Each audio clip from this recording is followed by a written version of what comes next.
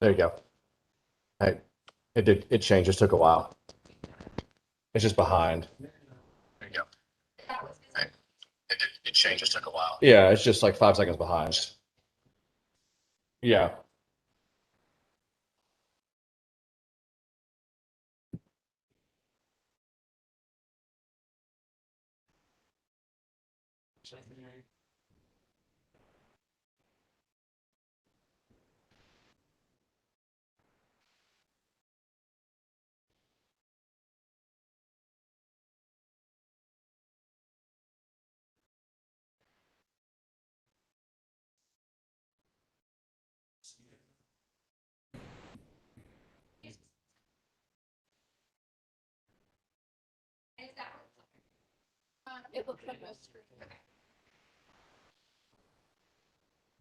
So he can see that screen.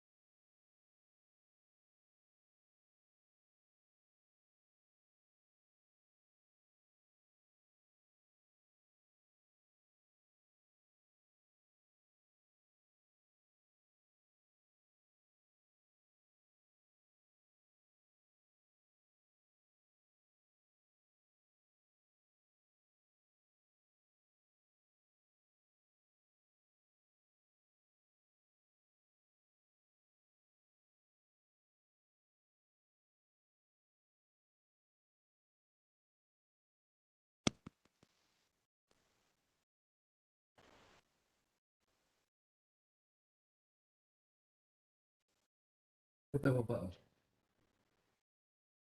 Oh, you couldn't hear me tap the microphone? That's weird. Good.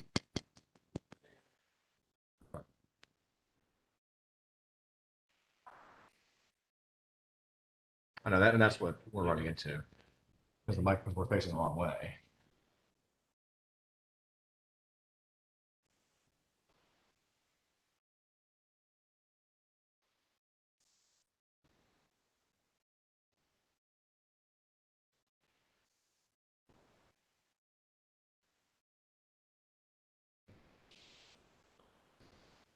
You got there that can mess up what's showing the screen.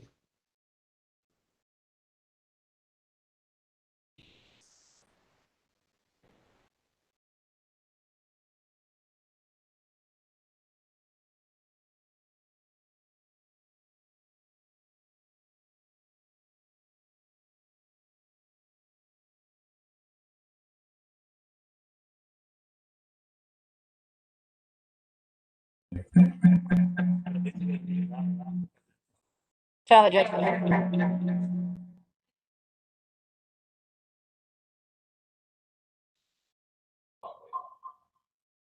Was you?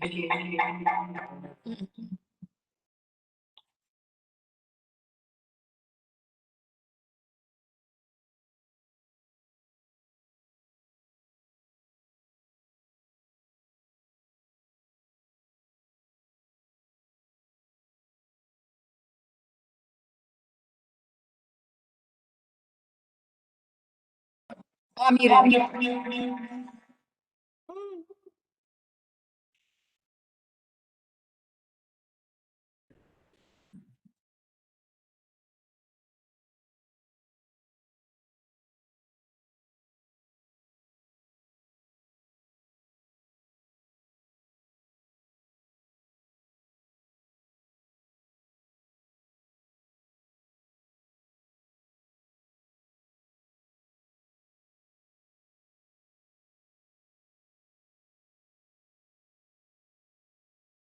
Hello. There's still the echo.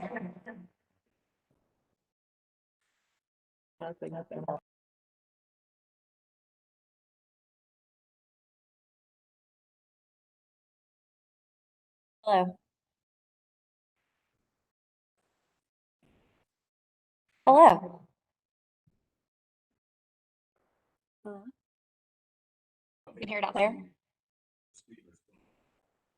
So we don't need the speakers in here. But that means I can't hear the. But does that mean they won't be able to hear the judge? Well, you'll just have to mute yours when his goes on. Just say that. No, right.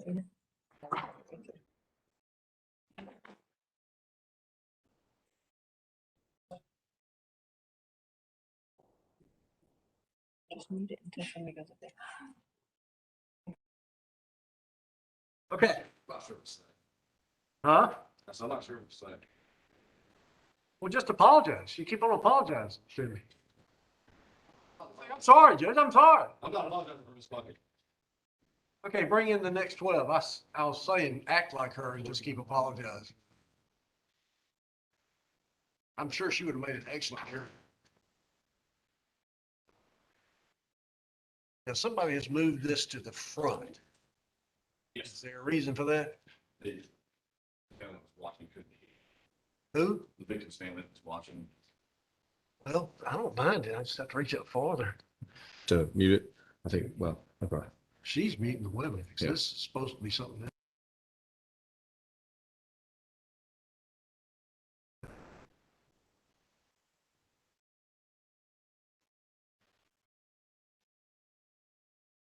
And always make sure that you don't go blind.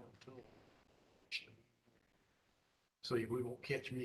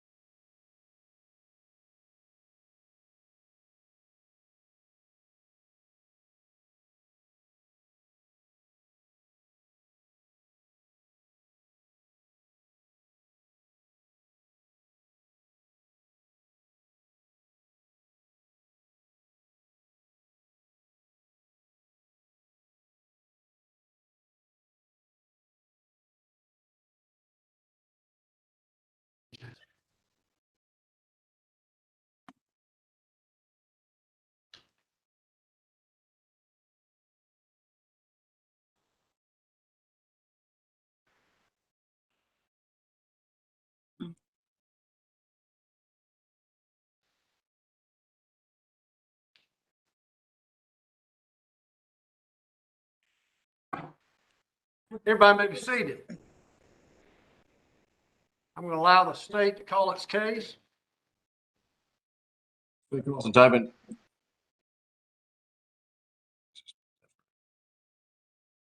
Defendant 18 CR 585-2, visual order for Alcovy Hayes Waters.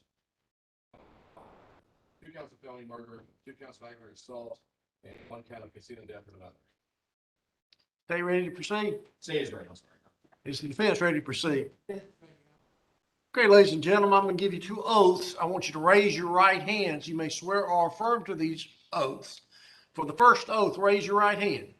You shall well and truly try each cause submitted to you during the present term and a true verdict give, according to the law as given you in charge and the opinion you entertain of the evidence produced to you, to the best of your skill and knowledge, without favor or affection to either party, provided you are not discharged from the consideration of the case submitted, so help you God. If that is true, you may affirm it by saying, I do. Your second oath is to this voir dire, the questions you're about to be asked. You should give true answers to all questions as may be asked by the court or its authority, including all questions asked by the parties or their attorneys concerning your qualifications as jurors. In the case of the state of Georgia versus Colby Haddon Waters, charged in count 1 with malice murder, count 2 and count 3 with felony murder, count 4 and count 5 with aggravated assault, and count 6 with concealing the death of another. So help you God. If that is true, you may swear or affirm to it by saying, I do, and putting your hand down. Now, I'm going to ask general questions first, and if any pertain to you, please raise your hand. Is there any juror who does not now live in Walton County? Where do you live, sir?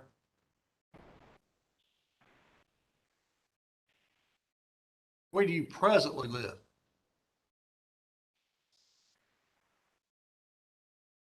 Where is that? In Newton County. If you pulled out your driver's license right now, where is it going to show your residence to be? And so you changed your legal residence through your driver's license to Walton County.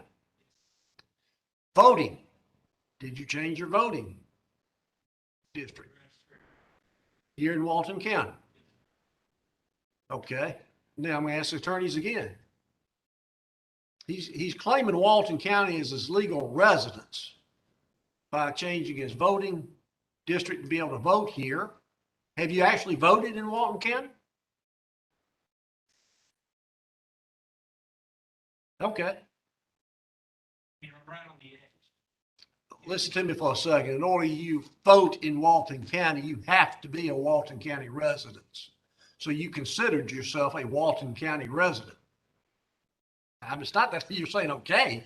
I'm saying in your own mind, you considered yourself a Walton County resident. And you also changed your driver's license to reflect your legal address. She's writing stuff down. So you need to answer verbally all the time. Yes, sir. I changed my license. Yeah. So is anybody suggesting that he's excused because he's not a Walton County resident? Yeah.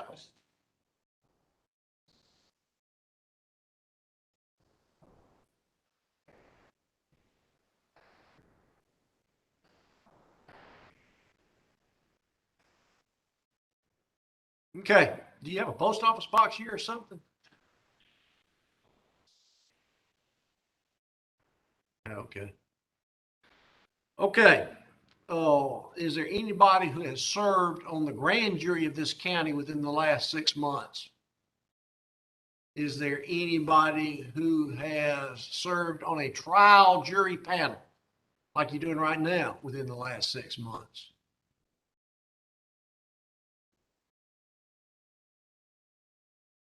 Is there anybody here who's related by either blood or by marriage to the defendant in this case Mr. Colby Haddon Waters over here? If so, raise your hand. Is there anybody here who's related by blood or by marriage to the alleged victim in the case, Chase Loeffler, Loffler? Raise your hand. Is there anybody here who's related by blood or by marriage to the prosecuting police officer in the case, Denny Wells? If so, raise your hand and please stand. Have you, for any reason, formed and expressed any opinion in regard to the guilt or innocence of the accused? If so, raise your hand. Have you any prejudice or bias resting on your mind either for or against the accused? If so, raise your hand. Okay, well, not right now, just sit down. Is your mind perfectly impartial between the state and the accused? If not, please raise your hand. And I'm going to ask Mr. Smith, is it? Y'all all approach the bench.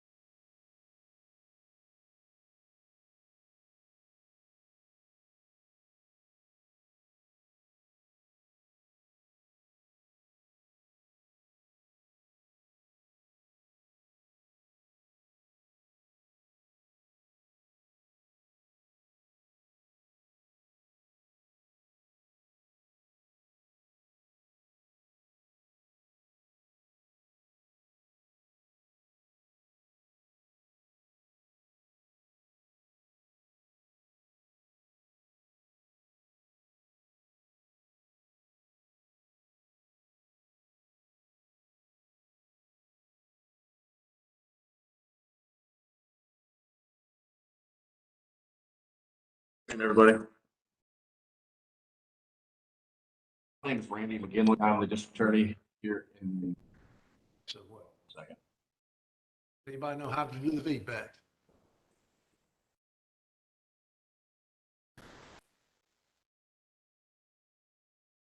Good afternoon. I think that's better.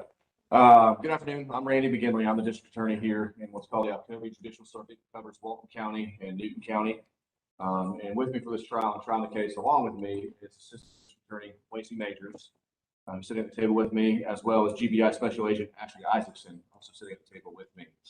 I have a number of questions for you guys. This is just general questions. If the question applies to you, just raise your hand for me. I'll say your name out loud. That way all of us take notes to see who raised their hand for what question. That way we can follow up with you when we do individual questioning. So once we get through this part, Mr. Carter, if you have any questions, we'll ask you general questions. We'll sit back down and then we'll just go one at a time down the roads. The judge asked you if anybody knows is related by blood or marriage to the defendant. And a little bit further, does anybody here believe they know the defendant, Colby Waters?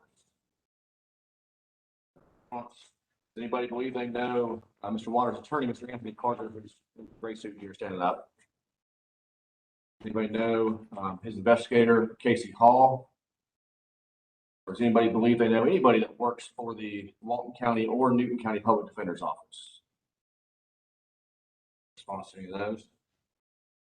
When we go through a number of names you're going to hear throughout the trial if you're selected as a juror, not all of these are going to testify, but the names may come up. And so if you believe you recognize any of these names, please raise your hand for us. The victim of the case, Chase Loeffler. Does anybody believe that anybody here knows Chase or knew Chase Loeffler? Or his mother, Fran, or father, David, or his siblings, Cash, Chance, or Sonny? Anybody here believe they know the defendant, Mr. Colby Waters' father, Roger Waters? He was the owner and ran Sycamore Pizza down in Social Circle when it was open. Or Colby's mother, Carrie Waters. Lost either of those. Jonathan, Britt Lester, Susan Lester, or Jacob Lester. I live over off Walker Bennett Road in the Loganville area. No hands. Jordan Alexander or Jamie McPherson. I live in the Loganville area. Bryce Terrell. She's now Bryce King. Response. Michael Crank. Nona Finley. Hands. Walker Forrester, his father's Bryce Forrester, owns a business here. They live off Kit Rock Road. Response. Brenda Jones, she used to work at Fred's when it was open in Social Circle. Response. Buddy Lanier worked in Darius Lovelace. They both worked at Ace Hardware down in Social Circle. Buddy Lanier and Darius Lovelace. Responses. Derek Meinert or Richard Brock Mosley or Christopher Pittman. Armand Saidi goes by Measy, was in the Roswell area. And Norma Jean Samples, Morgan Slayton, or Kayla Webb or Kayla Cash, I believe Mr. Smith knew. No other hands. The Walton County Sheriff's Office, so I'm going to just go through a number of people that work there that were involved in this case or formerly worked there. Investigator Denny Wells was one of the names you heard from the judge. Does anybody believe they know Investigator Denny Wells? Or Kirk McElroy, who is the head of the Walton County Sheriff's Office Criminal Investigations Division. McElroy. Response.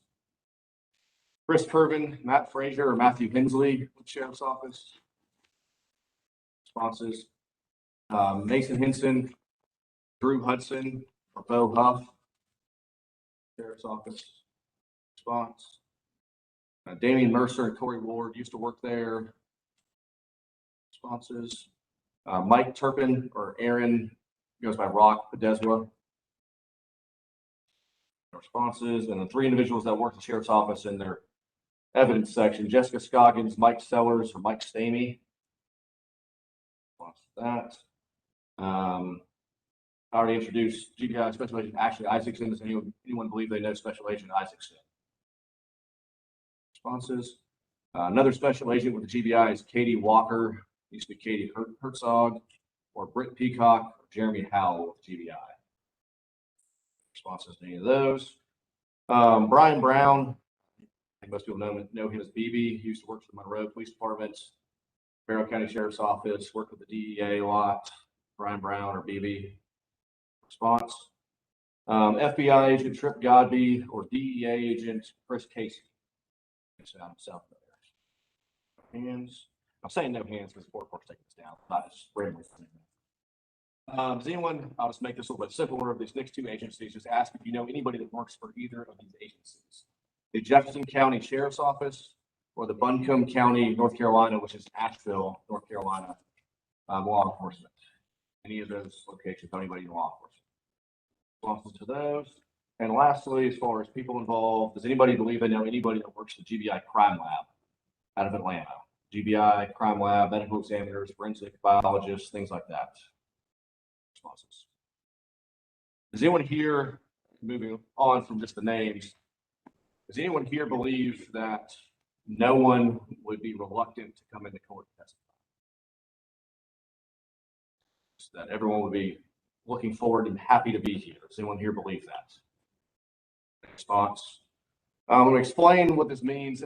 There'll be some witnesses that testify under a grant of immunity. What that means in Georgia, the state can ask the court to grant a witness what is called use and derivative use immunity.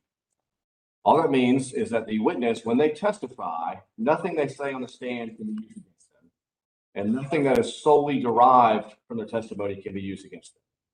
Obviously, that means they're charged with something or could be charged with something. All the other evidence that was already collected some other way other than just on the witness stand can still be used against them. With that in mind, understanding what that means, does anybody here that if somebody testifies with immunity for what they say on the stand, that you just wouldn't listen to anything they say, and based on that sole fact, you just ignore their entire testimony? No response to that. With that, obviously, there's some other individuals in this case you're going to hear from that are also charged. They are represented, and you may see some of their attorneys in the courtroom while they are testifying. I just want to see if anybody knows those attorneys. Brett Mazarek, longtime attorney here in Walton County. Brian Frost or Tyler Carey. Or Lakia Reed, with her offices in Conyers. Response to any of those? Does anyone here believe that if somebody is involved in drugs, that could mean using, selling, just involved in the drug trade, That alone means that they cannot be a victim of a crime.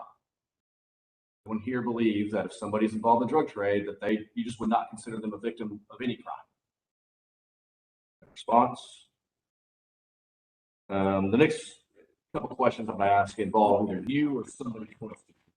Say someone close to you, what that means is somebody that you speak to, and that if something happens to them or you talking about something that could affect how you view things. It doesn't have to be family. I mean, you have some family you may not be that close to, some uncles or cousins that you only see one time when you were 7 years old. But just somebody that is close enough that it may affect how you view things. So with that in mind, if anybody here, either you yourself or somebody close to you, has been negatively affected by drugs, and that can include alcohol. Anybody here, either yourself or someone close to you, been negatively affected by drugs? No response. Is anybody here that believes they know what prescription Xanax looks like? Here believe they know what prescription Xanax actually looks like? Responses? Is there anybody here, again, either you or someone close to you, that has been affected by depression? You or somebody close to you. And that is Mr. Albers. And then I believe Mr. My handwriting's terrible. Arlene. Handwriting's terrible. I apologize. And then Mr. Deitzel. Anyone on the right side? Okay, that's Miss Tori.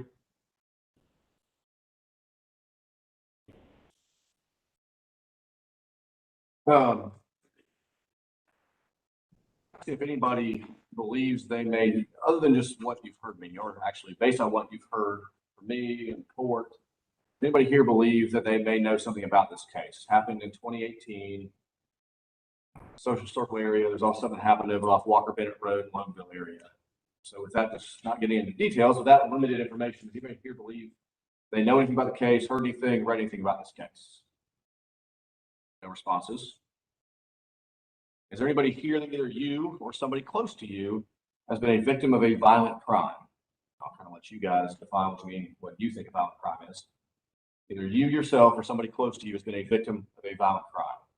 So, no other hands.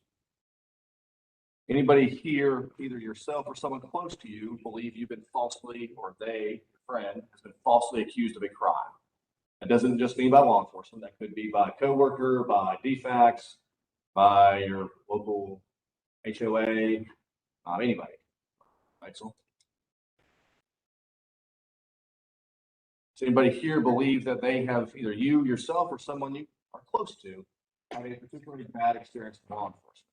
Explain that a little bit. I don't just mean you got a speeding ticket and you were upset because you were speeding, but something where law enforcement either one of two things, either went too far or did not do enough. So it could be either one of them. I have Miss Hunter.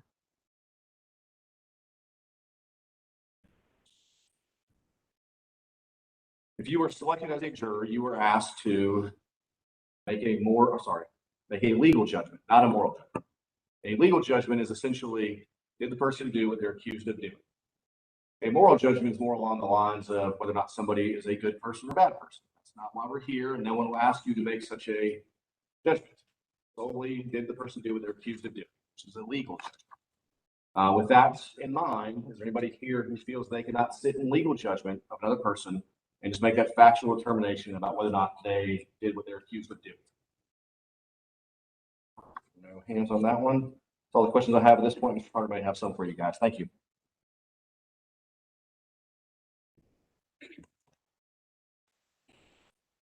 Good afternoon. My name is Anthony Carter, and I represent Colby Water here. As Mr. McGinley has told you, we're not here to pry into your private lives, but some people just make better jurors than others. People make better jurors in particular cases than others. See if there's anything you know about this case, or if there are any biases you have that would make you not the best juror for the case. Does anybody here know Mr. McGinley for the Alcovy circuit? Anybody know Mr. McGinley? What about Assistant DA Lacey City Messiah? Anybody know his name? And Agent Isaacson from the GBIs. Anybody? I'm going to ask you, Mr. Waters and his family, Roger and Terry. They lived in the social circle area. Roger Waters made the restaurant for a while. After having thought about it, does anybody know any of the Waters family? From the social circle area. Anybody have any familiar? I think you said you have no familiarity with the Chase Loeffler family. Hello, FFLA. Nobody knows about that family either. And then we have Jonathan Britt Lester family. Nobody recognizes that name or anybody knows him. And what about Morgan Slayton? Anybody recognize that name? No, Morgan Slayton. Mr. McGinley also asked you about the two main investigators from Walton County, the Denny Wells, Deputy Denny Wells investigator, or Investigator Kurt McElroy. And from the GBI, it would be Agent Isaacson. Nobody. All right. What about just Walton County law enforcement? Is anybody familiar with someone from law enforcement, Walton County, that you would socialize with, that you would talk to on a regular basis?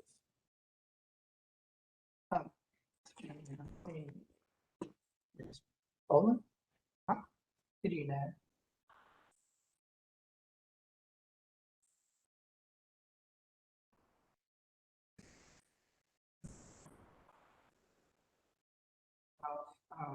Relationship with them that would make it difficult for you to be very impartial. Anybody else? What about Judge Ott? Does anybody know the Judge Ott who's presiding? Your court judges, Judge Zahn, Judge Foster, Judge McCamey, Judge Wynn, and Judge Foster. Do you talk to him about any particular cases, anything like that? Is there anything about your relationship with him that would make it difficult for you to be fair and impartial?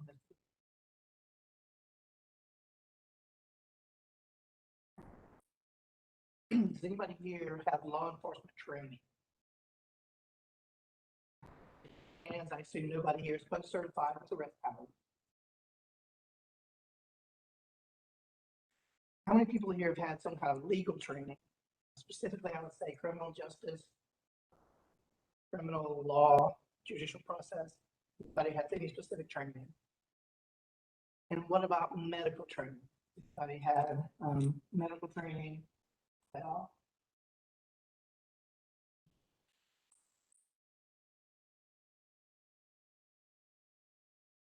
The case obviously involves violent death. Anybody here, you or a family member, been affected by a violent death or a violent act to the extent that it would affect your ability to be fair and impartial in this case? So I think we've already followed back up with you on that.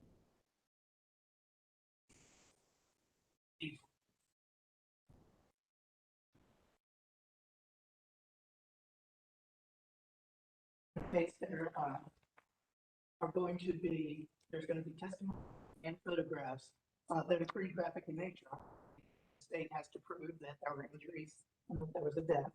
And that testimony and those photos are going to be very graphic. Is there anybody who believes that they have a sensitivity to this kind of thing that would make it difficult for them to participate and to properly try this case? Yeah.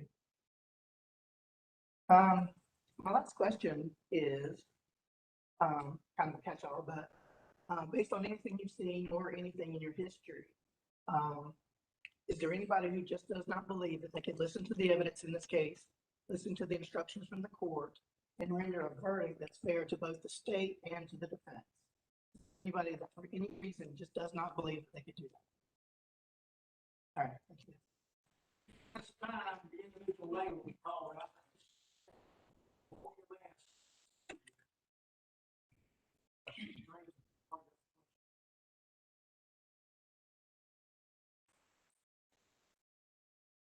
Good afternoon, Ms. Stevens. What grades do you teach? What grade? Third grade? So assuming that means a variety of subjects then. If you don't mind, just say yes or no for me. Okay. And where were you working before where you're currently working as far as teaching? Okay.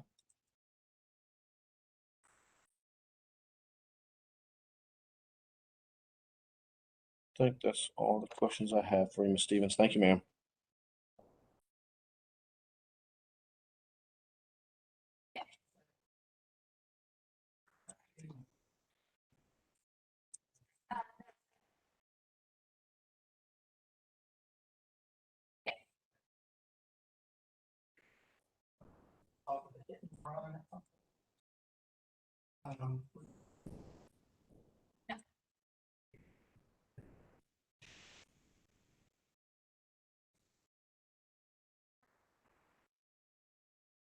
Good afternoon, Mr. Parkin.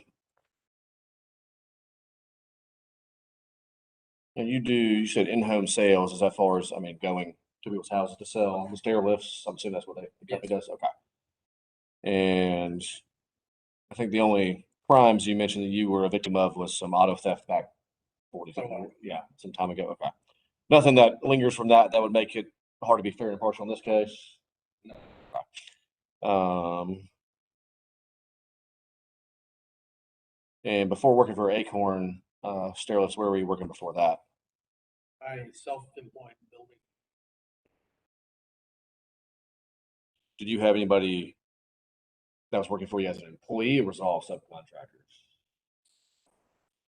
Mostly subcontractors, but there were off and on. All right, Mr. Parker, I think that's all the questions I have. Thank you, sir.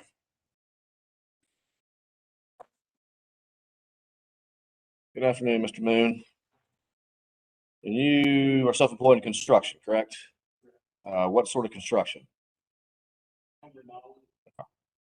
And similar question I asked Mr. Parkin, do you have anybody employed working for you, or is it all mostly subcontractors?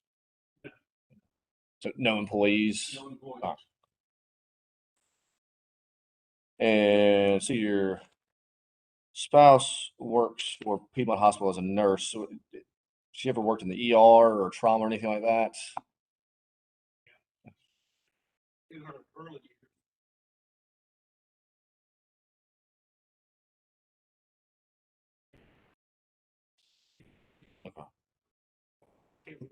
Long time. Yeah. Okay. Okay. And you also indicated that you have previously served on a criminal jury. How long ago was that? Probably 25. Okay. Was that here in Walton or somewhere else? Yeah. Okay. You said about 25 years ago. I won't get into much detail then about that. Mr. Moon, that's all the questions I have. Thank you, sir.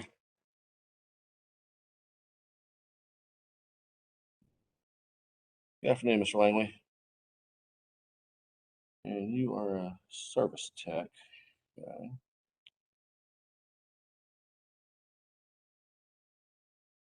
And is it Thompson lift truck? Yeah. Okay.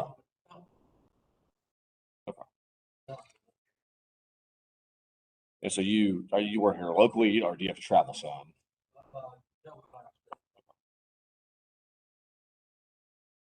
All right, Mr. Langley, I don't think I have anything else for you. Thank you, sir. Good afternoon, Miss Ernest. Is head of school, is that the same thing as a principal? Okay, all right. And about how many employees does Honeyville Christian have total? 19. Okay, exactly.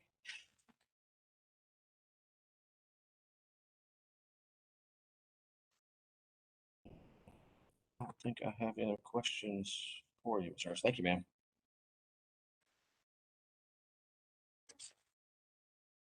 Good afternoon, Ms. Hunter.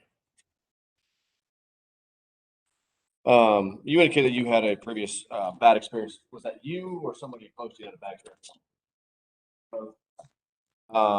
Let's talk about your bad experience with law enforcement. Is that something here locally or somewhere else?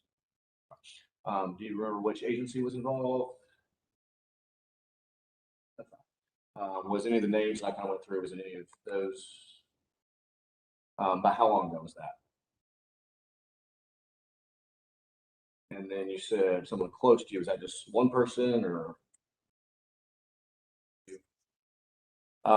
With those experiences, do you feel that you can be a fair and impartial juror in this case? Fair. Okay. You can make your decision based solely on what you hear and see in the courtroom. And before working for, is it Zale City? Is that how you say it? Oh, I'm sorry, it was typed wrong on our little cheat sheet. Sorry. Where were you working before that? No, no, no.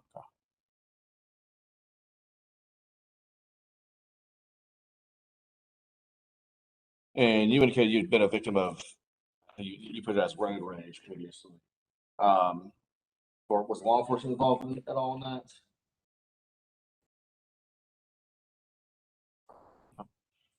All right, Ms. Hunter, that's all the questions I have. Thank you, man.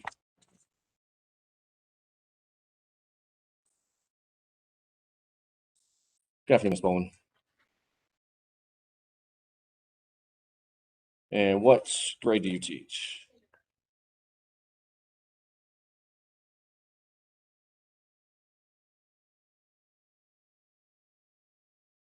And you said that you think you've served on a criminal jury before. Is the note you put?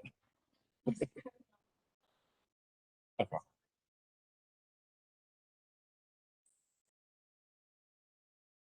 Decision. Okay. How long have you been living in Walton County?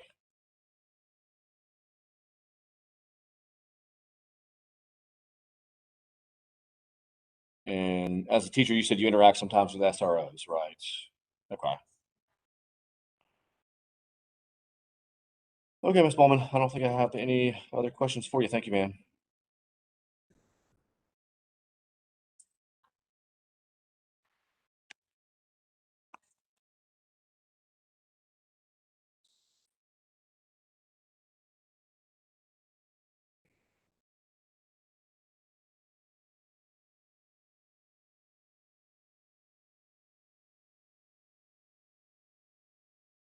Good afternoon, Mr. Roberts. I had my row wrong. I was looking over here still. I'm sorry.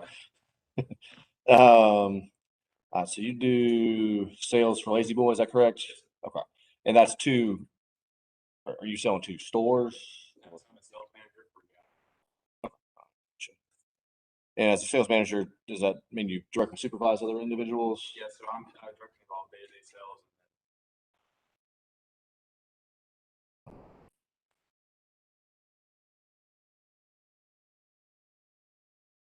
All right, Mr. Albers, I don't think I have anything else for you. Thank you, sir.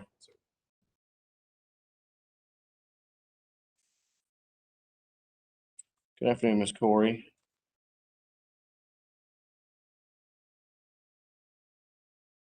Now, did you, before working at Ridgeview, where were you working? Okay. How long were you there for?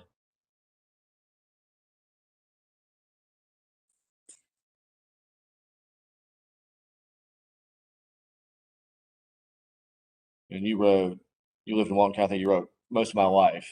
Did you move here when you were young, or you kind of moved back and forth?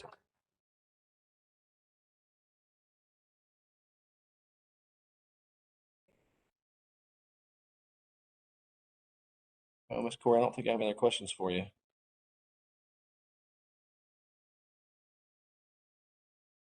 Good afternoon.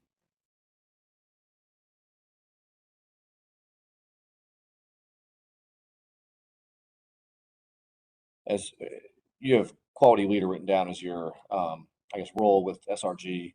Do you directly supervise anybody? About how many people? Two. Okay.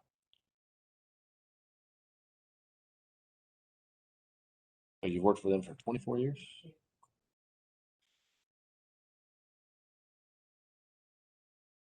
And you checked yes and no for have you served as a juror before?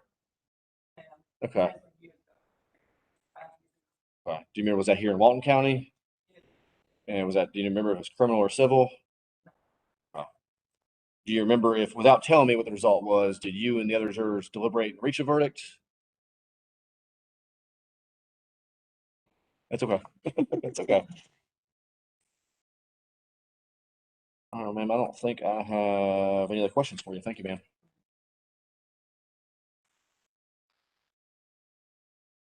Good afternoon, Mr. Diesel.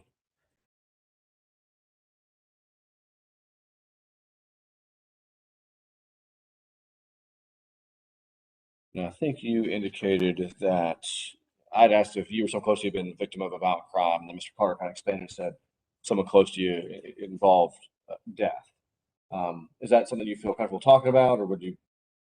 Yeah. Okay. Okay. Who? I guess what happened? How's that person related to you?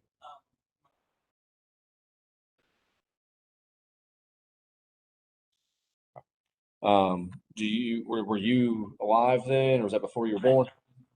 Okay. Okay.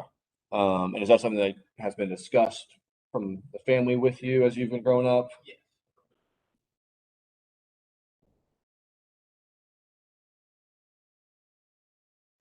Okay. Did you ever attend any of the hearings or anything like that in California? Okay. And does that affect your ability to be a fair and impartial juror in this case? Okay. Well, yeah, I guess that's without knowing the specifics. It's Monday. Specifics. Let me finish. Do you feel that you could wait until you hear all the evidence in this case before you reach a decision? Yeah. That's fine.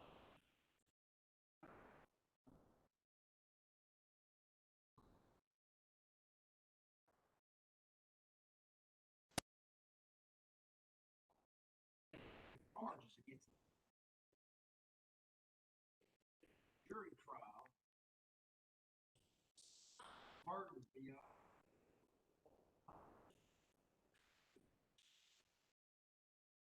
Under our Constitution.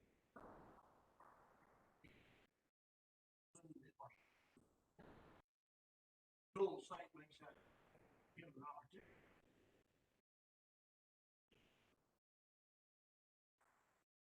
It can be all to them.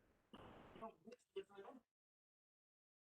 When you decide to look for girls, they'll be fair and impartial. Only on the evidence produced. The law was given. Questions are asked. You know, do that. Or would you be so influenced by an outside agency or outside thing? You wouldn't hold the state in their hand.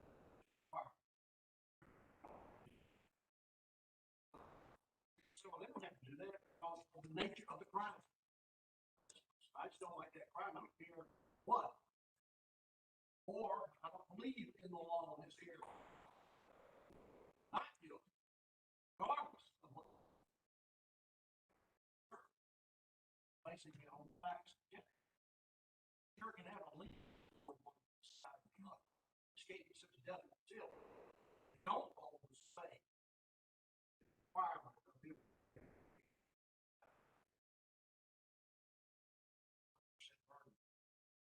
understanding all of that question he's asking. Because of your circumstance. Just like this jury, partial basis. What's your answer? Can't prejudge the case. But if it didn't involve any insanity, that's the specific to my case. And then if that's not in this case, involving a plea for insanity, that would be hard for me to trust. Mr. Dixon, you also indicated that either you or someone close to you have been falsely accused of crimes. Does that involve what we're talking about or something totally different? Okay. Tell me about that a little bit. So I was arrested. Okay. Okay. Completely person that involved in it. Okay. And you said that you were not arrested. Was law enforcement involved though? Yeah, Okay. Okay. And do you feel that they approached it in a fair manner, law enforcement? Yeah, I was in the area where she. Okay. Okay. Okay. Nothing further from the state.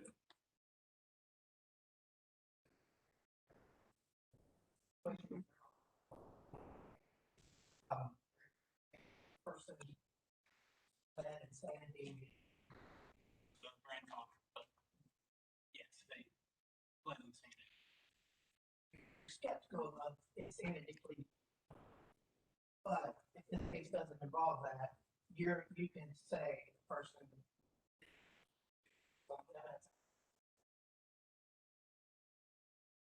And you've got a trick. Right?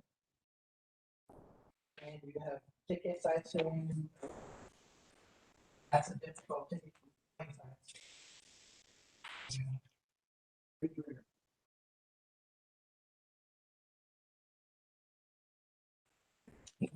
Oh, nice.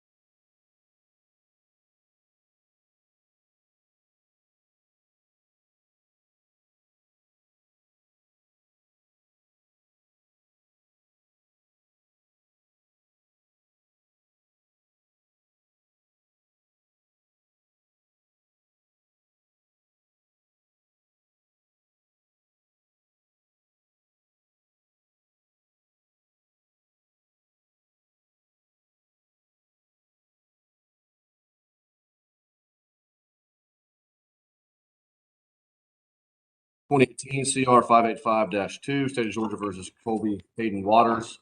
He's charged with 1 count of malice murder, 2 counts of felony murder, 2 counts of aggravated assault, and 1 count of concealing the death of another. State is ready for trial, Your Honor.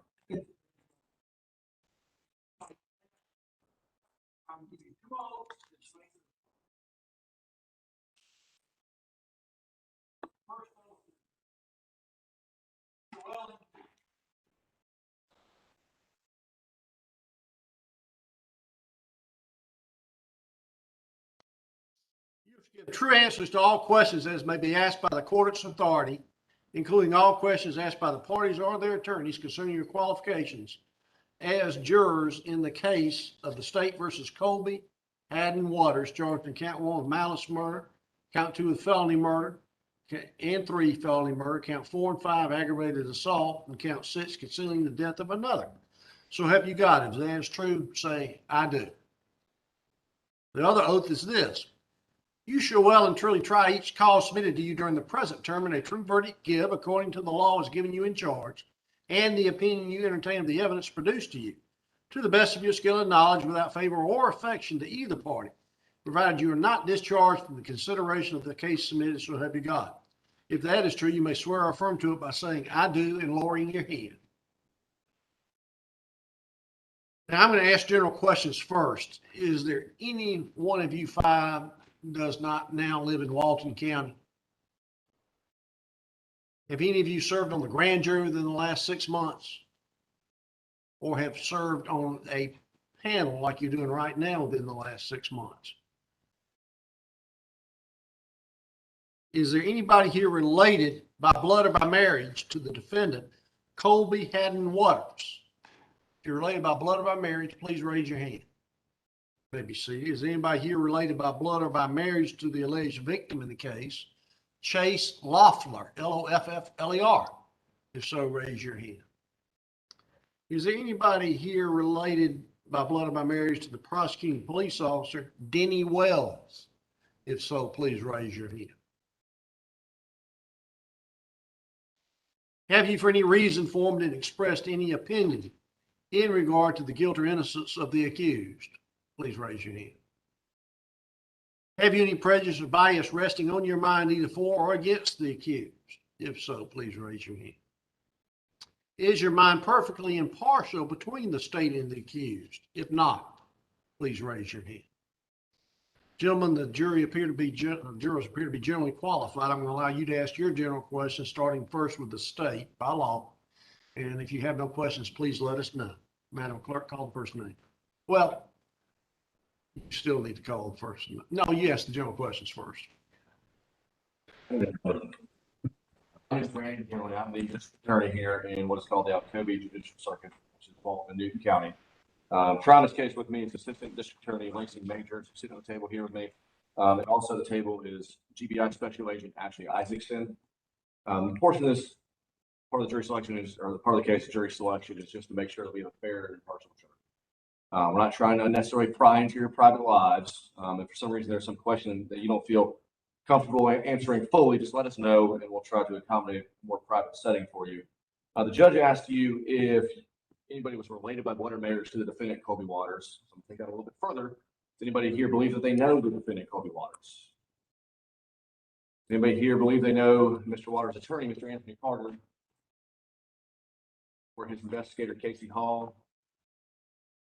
Or does anybody here believe they know anybody that works for the Walton County or Newton County Public Defender's Office? Anybody, again, the judge asked if anybody was related by blood or marriage to the victim, Chase Loeffler. Does anybody here believe that they know Chase or knew Chase Loeffler, or any member of his family? Parents were Fran and David, siblings, Cash, Chance, and Sonny. The defendant, Colby Waters, his father is Roger Waters. He used to own and run the Six More Pizza and Social Circle. Anybody here believe they know Roger Waters? Or Colby's mother, Carrie Waters? Jonathan, Britt Lester, Susan Lester, Jacob Lester. Susan is Jonathan Jacob's mother. Anybody recognize any of those names? They live off Walker Bennett Road, Loganville area. Jordan Alexander or Jamie McPherson live in the Loganville area of the county. Bryce Carell, or King. No responses so far at all. Michael Craig or Nona Finley. Anybody here believe they know a Walker Forrester? That is Bryce Forrester, live off Kitlock Road area in Walton County. Brenda Jones used to work at the Freds and Social Circle.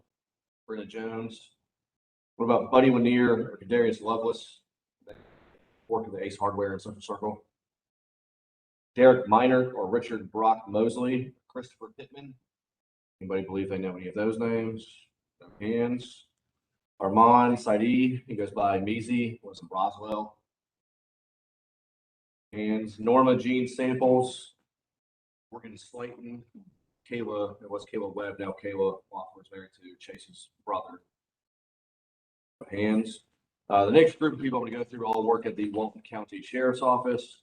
You already heard the name, Investigator Denny Wells. You were related to him. Does anybody believe they know Investigator Denny Wells?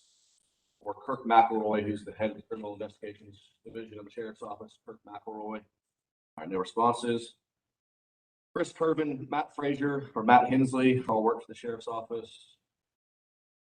Mason Henson, Drew Hudson, or Bo Huff. The next two names worked for the Sheriff's Office when this case occurred, but do not any longer. Damien Mercer or Corey Ward. I believe they know either of those names. Mike Turpin still works for the Sheriff's Office. Aaron Podeswa goes by Rock Podeswa, no responses. These next three names all work in the sort of evidence section of the Sheriff's Office. Jessica Scoggins, Mike Sellers, or Mike Stain. I believe they know any of those names. Okay. I've already introduced Special Agent Isaacson. Does anyone believe they know Special Agent Isaacson over here? Or Special Agent Katie Walker, who used to be Katie Herzog. Responses. Brent Peacock and Jeremy Howell also work for the GBI. Those names. Brent Peacock or Jeremy Howell. No response. Brian Brown used to work for the Monroe Police Department in the Barrow County Sheriff's Office. Everyone knows him as BB. You think you know Brian Brown, and that is Mr. Burford. How do you think you know Mr. Brown? How long have you known him?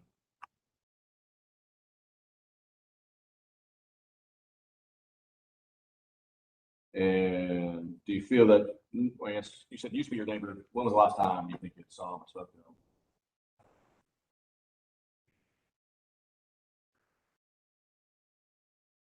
Do you believe that knowing him would in any way affect your ability to be fair and impartial in this case? And that was it for that name, I think. DEA agent Chris Casey or FBI agent Trip Godby. Responses. I'm going to give you two more agencies instead of giving you any names, just to see if you know anybody from any of those agencies. The Jefferson County, Georgia Sheriff's Office, or the Buncombe County, North Carolina, which is the Asheville area. Anybody know anybody in law enforcement in either of those areas? Response. And does anybody believe they know anybody that works for the GBI crime lab? The medical examiner, forensic biologist, forensic chemist, anything like that? Response. Does anybody here believe that no one would ever be reluctant to come into court to testify?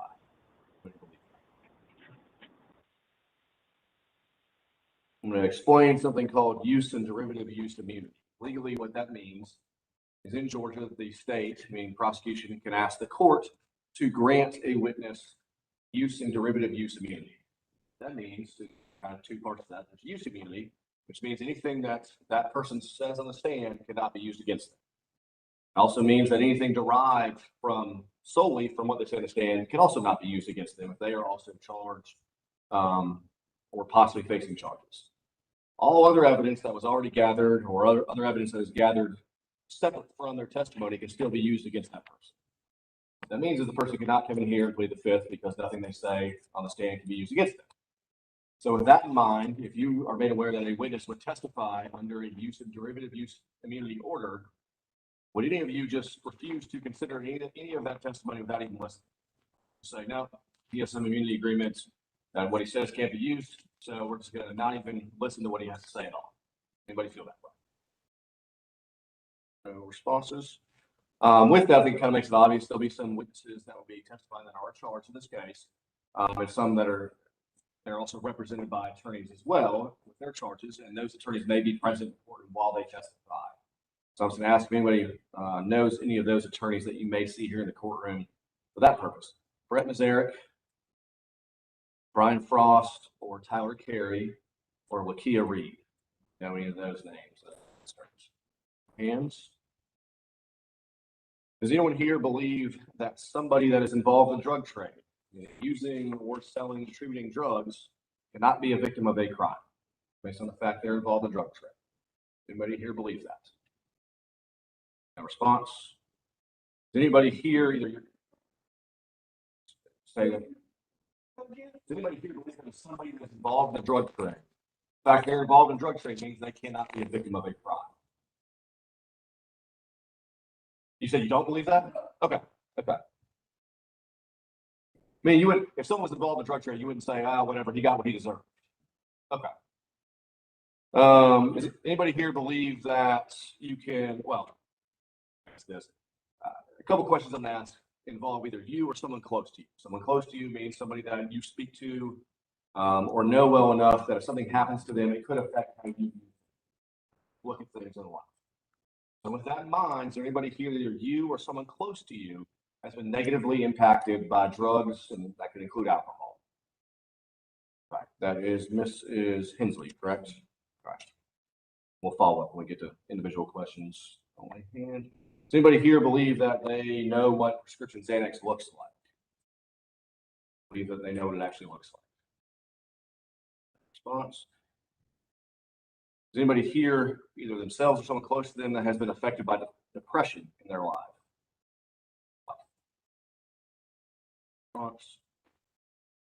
You've heard a little bit just based on the charges and some of the names. I'm not going to get into too much detail, but somewhat happened. This case happened in March of 2018. An area here, circle. There's also some things that happened over near Walker Bennett Road in Loganville.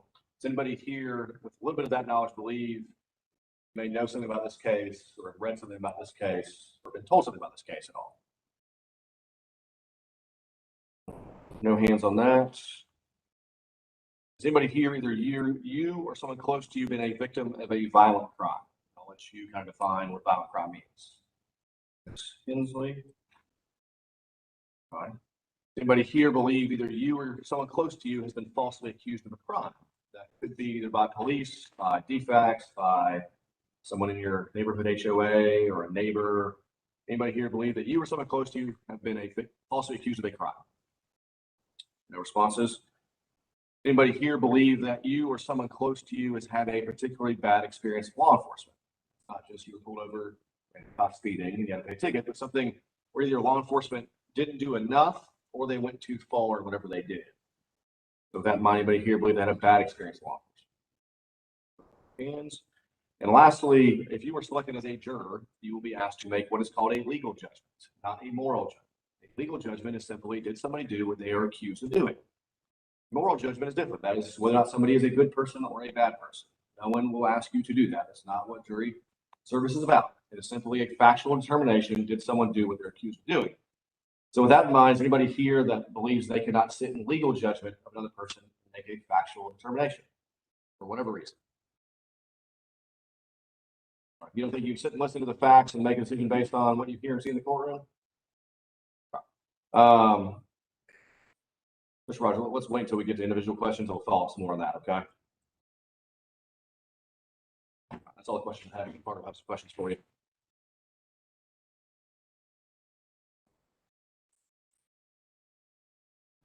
Afternoon. My name is Anthony Carter, representing Colby Waters. As Mr. McGinley said, we're not trying to pry into your lives. We're just trying to make sure you're the best be. Some people are better jurors. Some have others. So, I'll get right into it. Does anybody know the DA? Assistant DA Lacey Majors. Investigator. GBI agent Ashley Isaacson. And we've already mentioned investigator Denny Wells and Kirk McElroy. Everybody knows those from Walton County Sheriff's Office, is that right? All right. what about, Judge Ott? Does anybody here know Judge Ott? Yes, Ms. Hensley. How do you know Judge Ott?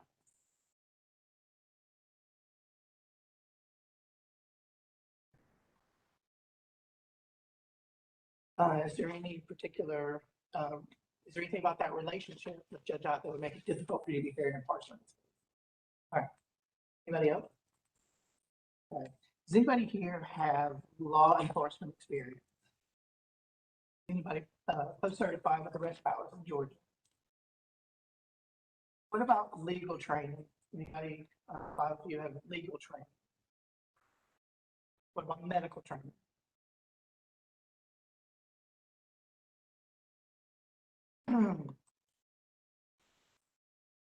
And none of the names in here, none of the scenarios we've given you, nobody believes that they may have heard anything about this case, March of 20.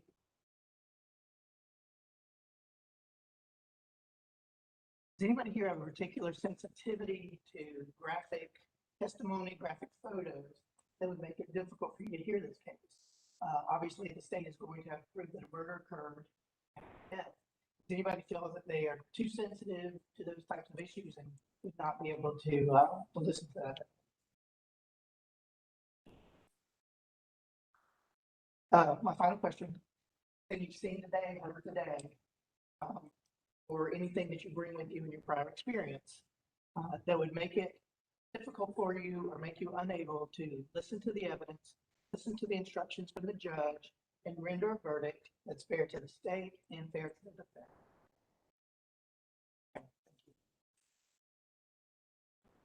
Oh, please.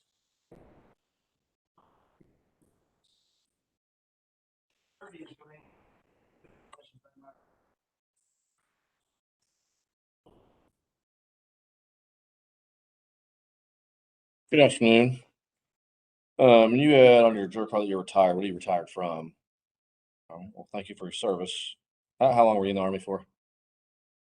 Right. And what did you do in the Army?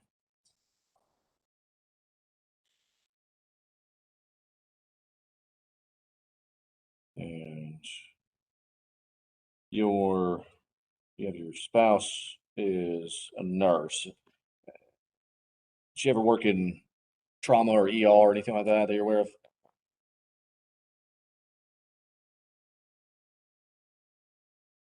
Mr. Johnson, I don't think that's all. Well, I do think that's all the questions I have. Thank you.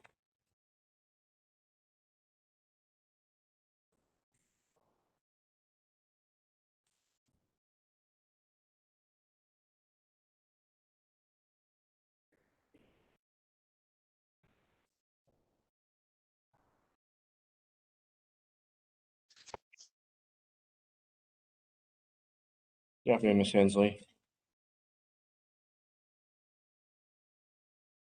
Do you get free biscuits every morning at Strickland's? I think that's very good. You said you served previously on grand jury, right? Was that here in Walton County? Okay, about how long ago was that? And you indicated that someone close to you had been a victim of a violent crime. That's something you. I'm not going to get into a lot of details, but is that something you feel comfortable talking about? It was my brother who got killed. Sorry to hear that. Is that? It was drug related. Okay. Here in Walton. And I think you also indicated that somebody was in the family negatively affected by it. That's what you're referring to. Okay. And do you feel that that would affect your ability to be fair and impartial in this case? I don't have any further questions.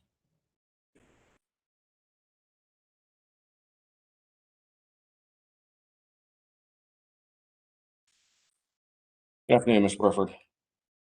What grade do you currently teach? Junior second. And what subject?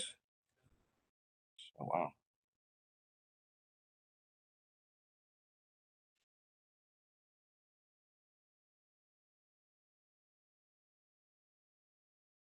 Yes, all the questions I'm going to have for you, Mr. Burford. Yep. All right, Mr. Rogers, before we get into some of the things you raised your hand about, you said you're self-employed, is that correct? Okay, so you're retired now? All right. You said you did construction. Was that commercial, residential, everything? Okay. And did you have fire restoration? All right. Did you have individuals that you employed, or was it all subcontractors?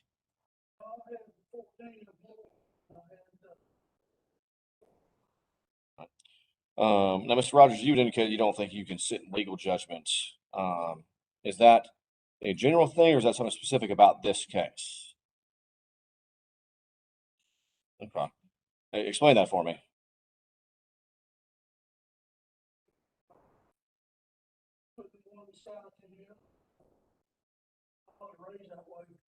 Okay.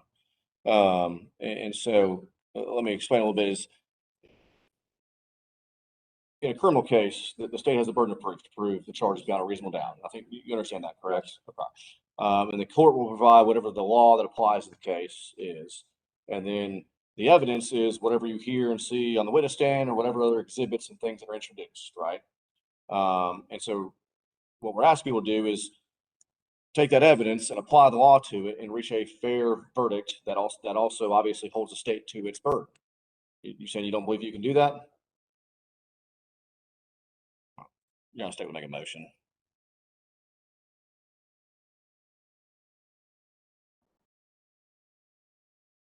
Definitely, Ms. Brooks. All right. All right. Before working for, is it Brita? Is that who you said? Yeah. Okay. Where were you working before that?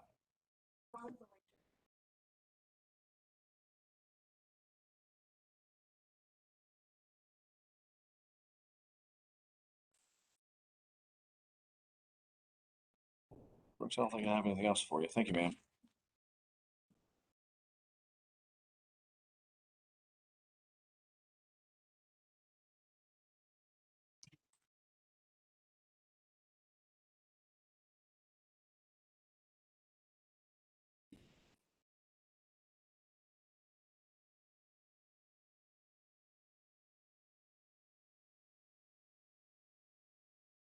Well, let me see.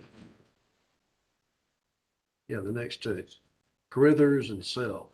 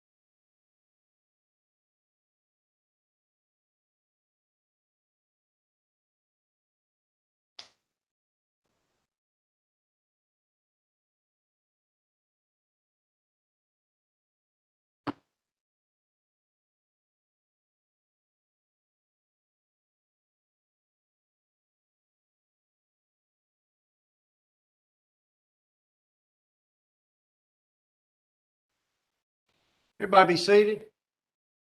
Allow the state to call its case. Signals item number 2018 CR 585-2. There's 1 count of malice murder, 2 counts of felony murder, 2 counts of aggravated assault, and 1 count of concealing the death of another. State is ready for trial, Judge. Okay. I'll ask each of you to raise your right hand. Let me give you your 2 oaths that you need to take. You shall well and truly try each cause submitted to you during the present term, and a true verdict give according to the law as given you in charge, and the opinion you entertain of the evidence produced to you to the best of your skill and knowledge, without favor or affection to either party, provided you are not discharged from the consideration of the case submitted. So help you God. If that is true, say I do. Your next one is to the voir dire you're about to be asked questions on. You shall give true answers to all questions as may be asked by the court or its authority, including all questions asked by the parties or their attorneys concerning your qualifications as jurors in the case of the state of Georgia versus Colby Haddon Waters, charged in count 1 with malice murder, count 2 and 3 with felony murder, count 4 and 5 with aggravated assault, and count 6 with concealing the death of another. So help you God. If that is true, say I do and lower your hands. Do both of y'all live in Walton County? Have you served on the grand jury in the last 6 months or a trial jury like you're doing today in the last 6 months? Are either of you related by blood or by marriage to the defendant in this case, Colby Waters?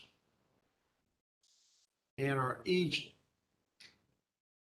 one of you related by blood or by marriage to the alleged victim, Chase Loeffler, Loffler? What about the prosecuting police officer, Denny Wells? Have you for any reason formed and expressed any opinion in regard to the guilt or innocence of the accused? Have you any prejudice or bias resting on your mind either for or against the accused? Is your mind perfectly impartial between the state and the accused? If not, raise your hand. Okay, they appear to be generally qualified by me. I'm going to allow each attorney to ask you any general questions, starting by law with the state. My name is Randy McGinley. I'm with the attorney here in Circuit Walton County. Trying the case with me is ADA or Assistant District Attorney Lacey Majors. Also at the table is Special Agent or GBI Special Agent Ashley Isaacson. It's just 2 of y'all here, so we're gonna get to it quickly. We're not trying to pry into your lives at all, but we just have to ask some questions to make sure we have a fair and impartial jury for this case. Judge asked me whether he was related to a number of people. I'm going to ask a little bit further and ask if you believe you know any of these names involved. Does anybody know the defendant, Colby Waters?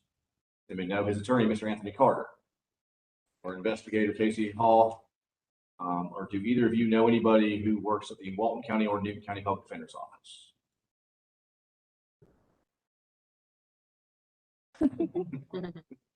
Well, and you were also asked about Chase Loeffler. Does anybody believe they know that name at all? Or anybody with that same last name, Fran or David, his parents, or Cash, Chance, or Sonny, his siblings? Sound familiar at all? Okay. Does anybody believe they know Roger Waters? He used to run and own the Sycamore Pizza down at Social Circle when it was open. Roger Waters. Kerry Waters, and Roger Waters, the defendant's dad, is going to know Kerry Waters, the defendant's mother. Jonathan, Britt Lester, Susan Lester, or Jacob Lester. Susan is both of the mom, Jonathan and Jacob. Anybody believe you know any of those names? They live off Walker Bennett Road in Loganville area. Jordan Alexander or Jamie McPherson in Loganville area. Or Bryce Carell, also Bryce King now. Michael Crank, Nona Finley. Walker Forster, that's Bryce Forster. They live off Kent Rock Road. Brenda Jones, she used to work at the Freds and Social Circle. And I know Mr. Carruthers, I think you had that your wife works at the Ace Hardware. Do you know Buddy Lanier or Kadarius Lovelace? Buddy Lanier or Kadarius Lovelace used to work at the Ace Hardware and Social Circle. Okay. Derek Miners or Richard Brock Mosley or Christopher Pittman. Names sound there. Armand Saidi goes by Measy. Roswell. Norma Jean Samples, Morgan Slayton, Kayla Webb. Kayla Woffler is married to one of the victim's brothers. A number of names that work for the Walton County Sheriff's Office. Denny Wells, one of the names the judge already said. Kirk McElroy, who's the head of criminal investigations. Chris Kervin, Matt Frazier, or Matt Hensley. Mason Henson, Drew Hudson, or Bo Huff for the Sheriff's Office. You just know Huff? Okay. When's the last time you think you saw him? Okay. The fact that you used to know him, does that in any way affect your ability to be a fair juror in this case? Not really. Okay. Damian Mercer, Corey Ward, they used to work at the Sheriff's Office back in 2018, not anymore. Okay. How long have you known Mr. Mercer?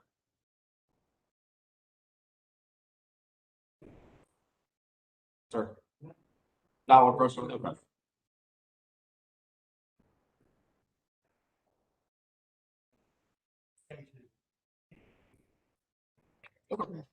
Is that interactions, does that affect your ability to be fair in this case? Mike Turpin or Aaron Podeswa goes by Rock Podeswa. And then these next three work in the evidence section of the Sheriff's Office. Jessica Scoggins, Mike Sellers, or Mike Stamey. Does anybody know Special Agent Isaacson? Or Katie Walker, Katie Herzog is her former name, GBI agent. Rip Peacock or Jeremy Howell are also GBI agents. Recognize those. Okay. Brian Brown used to be a Monroe police officer, then Barrow County, goes by BB. DEA agent Chris Casey or FBI agent Trip Godby.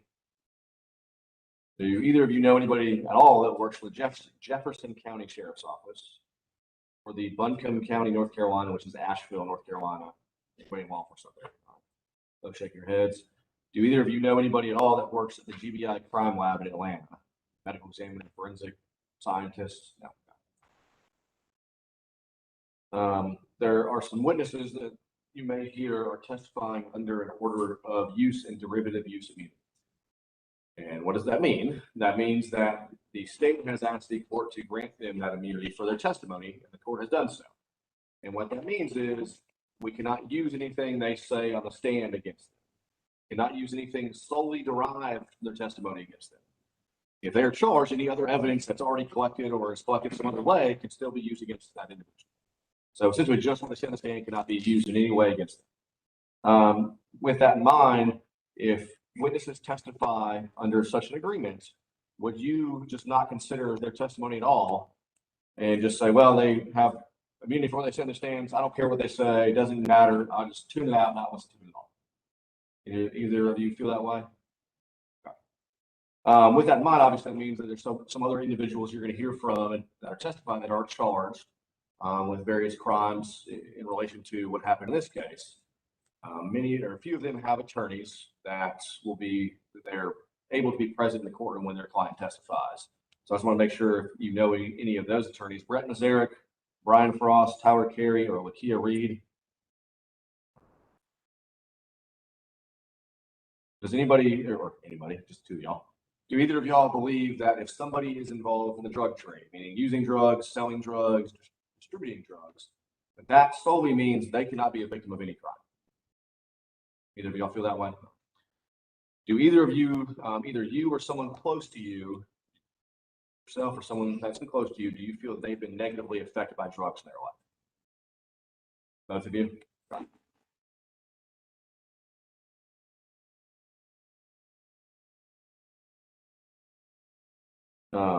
You kind of heard what I've said, what the judges said, just generally about this case so far. Having March 2018, just outside Social Circle, there's also some part of the case that happened over off Walker Bennett Road in Loganville area of Walton County. Do either of you feel that you know something about the case already, or have heard or read something about the case based on what so far from me? Either. About this case, you believe? Okay. We'll follow up then on that in a second, Mr. Brothers. Well, let me go ahead and ask it this way. If you were selected as a juror, can you base your decision solely on what you hear and see in this courtroom, not what you may have read in the news? If there is testimony and evidence presented in this court that contradicts what you read in the news, will you credit what you hear and see in the courtroom? And so whatever you read, do you feel that that would affect your ability to be fair and impartial in this case?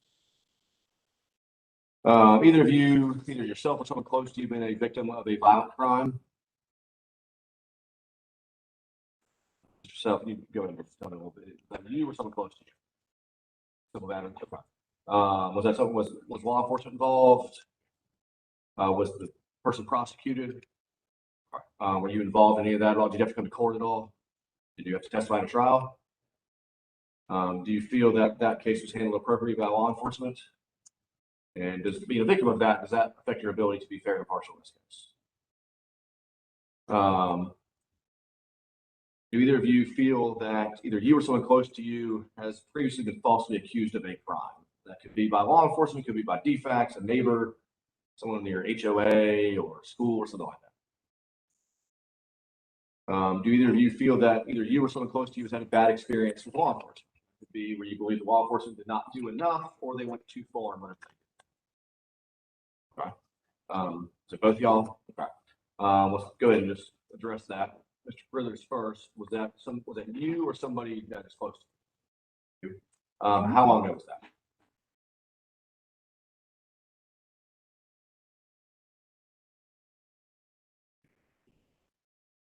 Was that here somewhere? Was that somewhere here in Walton County? The names I went through with law enforcement, were there any of those individuals involved that you recall? Were they aware? Now, do you feel whatever that was, do you feel that that would affect your ability to be fair and impartial in this case? Is it Self? Was that, okay, Mr. Self. How long ago was that? That you or someone close to you? And was that something that you think they went too far or didn't do enough? Was that here in Walton County? And whatever that was, do you feel that that affects your ability to be fair and impartial in this case? If you were selected as a juror, you'll be asked to make what is called a legal judgment. Did somebody do what they're accused of doing? No one asks you to make a moral judgment.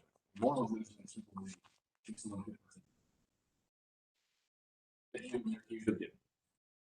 So with that in mind, do either of you feel that you cannot sit in legal judgment for whatever reason after determination, did somebody do what they're accused of doing? But do you think you'd be fine doing that? All the questions I have for you, Mr. Carter, may have some. My name is Anthony Carter. Do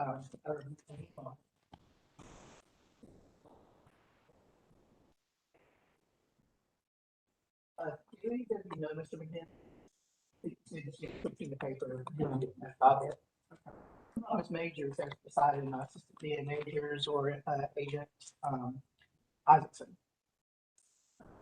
What about Judge Opp? Either one of you know Judge Opp? Either one of you have law enforcement training?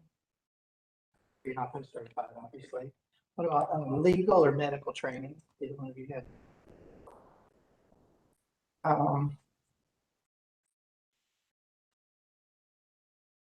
Is there any reason that you can think of right now that you don't think you can listen to the evidence in the case, listen to the instructions from the judge, and bring a fair verdict that's fair to both the state and to the defense? All right, that's all I have, gentlemen.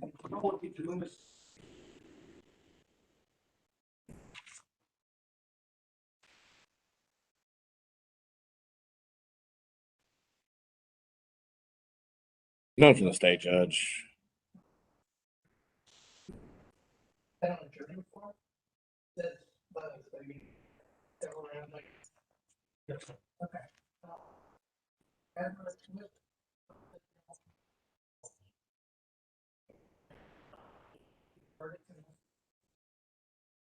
And if that's telling you. Here's what it's.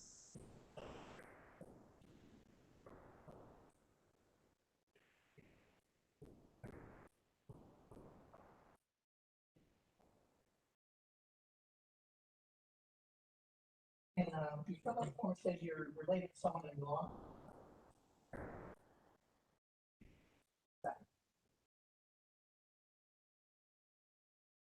You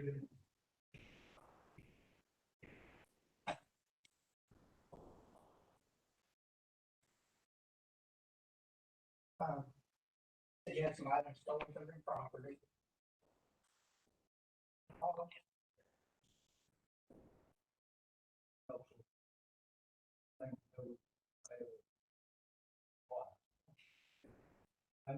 Get your truck back, no loan.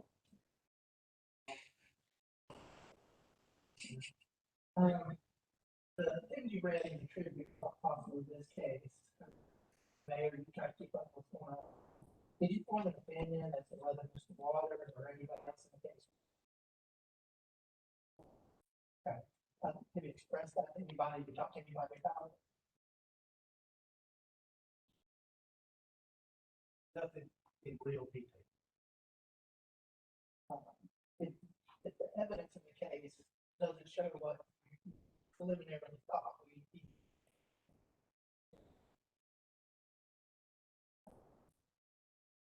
and you said that you've had someone in your life has been affected by that sort of.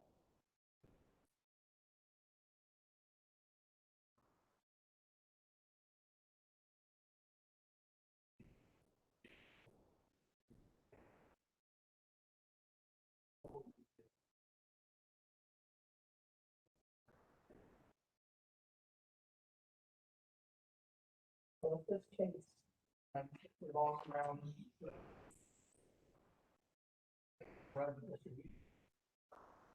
it's still be fair and partial juror, even if some of the men some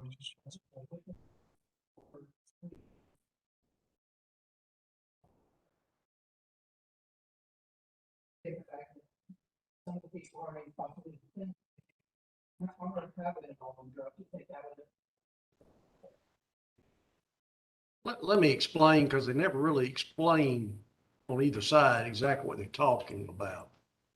Under our Constitution, the state can charge anybody with any crime if they feel they have the evidence. That person can plead not guilty and they're presumed innocent. We come into a trial of a case, the state has the burden of proving beyond 100%.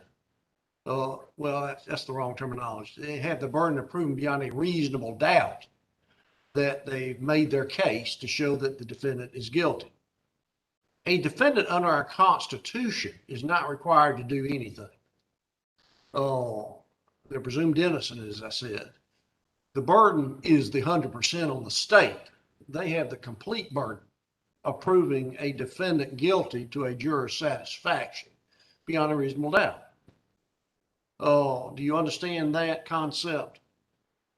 Now, when we get into the trial of the case and the decision-making process, each side wants to get fair and impartial jurors that are going to only base their decision on the actual evidence produced in the courtroom, that are not going to enter the trial with their minds partially made up, completely made up, so that just the nature of the crime is such that they say to themselves, I'm not going to hold the state to that kind of burden. I already think the guy's guilty or the girl's guilty. And they don't hold the state to 100% their burden. That's what they're talking about. Now, any juror can have a leaning one way or the other. It can't be a definite tilt that makes them kind of close down over here and not really listen to the evidence. They don't care. They've already made up their mind one way or another way. Some people don't believe in the laws, for instance, and they could take the jury box and say, well, I don't believe in that law. So therefore, I'm going to find this defendant not guilty regardless of what the evidence is, or the reverse. Some people can believe so strongly against a crime that they can say, well, I don't care what the state shows me, just the fact that the person is charged with the crime is enough for me to find the person guilty. There is no wrong answer. It's you and how you feel. So understanding all of that, are you saying that, no, I could not be a fair and impartial juror in this case?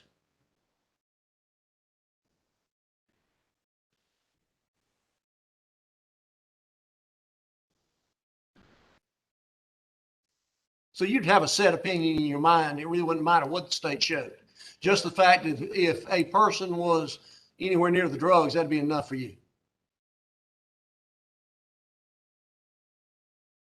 It's not halfway fair. That's fine. There's no problem.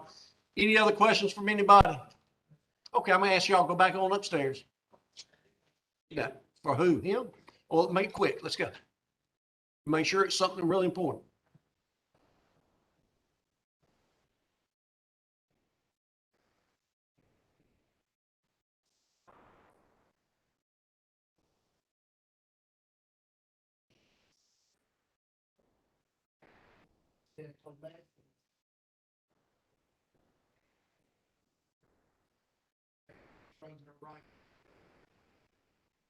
Okay, now y'all can go back upstairs.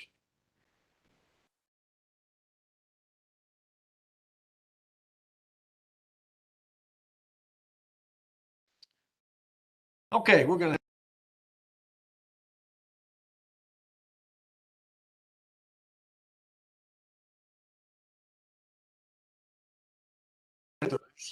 For calls based on his last responses that he really couldn't be fair and impartial, or could be halfway fair and impartial, whatever that means. Any objection on either side? So, any question about how many jurors we got or what's going to happen now? Yes. I'm gonna let y'all have some time to look at your list. Let's make it short and quick.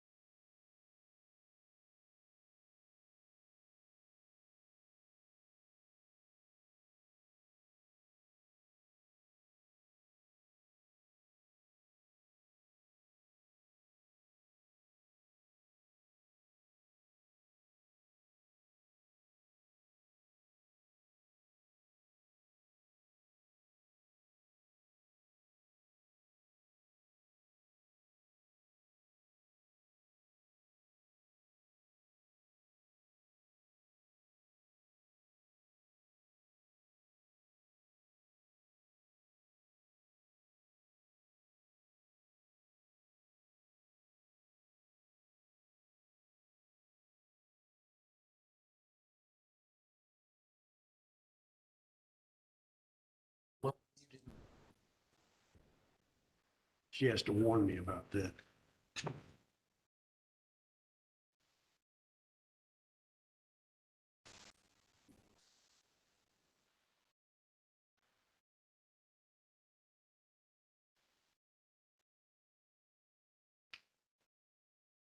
And where's the courtroom they take it to? Put them at 3, sir. Okay.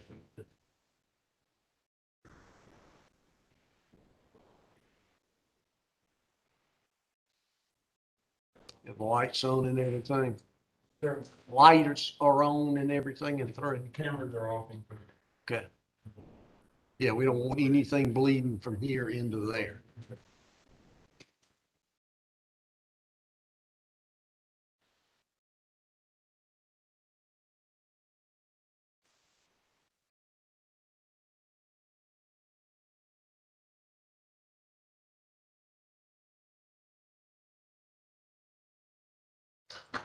Everybody be seated. At this point in time, we're going to start selecting our jury. So when your name is called, I want you to stand up. One of 2 things or 3 things are going to happen. Each side gets a right to either accept or not the juror. If I say sit back down, that's fine. But if each side accepts you as a juror, I'm going to say you are a juror. You still sit back down. But the reason it's become important is after all 11 of you are covered, the ones that are jurors going to go next door into courtroom number 3. So the rest of you go back to the jury and panel room. Okay, let's go, Madam Clerk. You may have a seat. You are our first juror. You are a juror.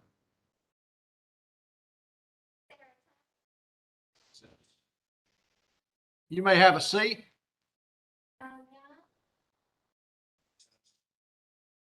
You're our second juror.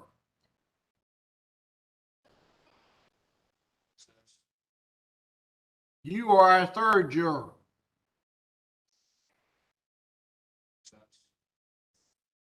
You may have a seat.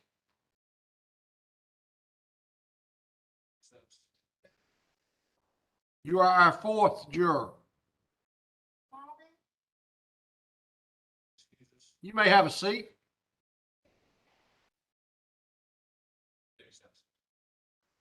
You're our fifth juror.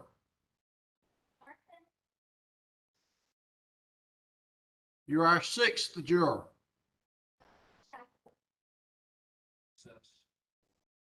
You're our seventh juror.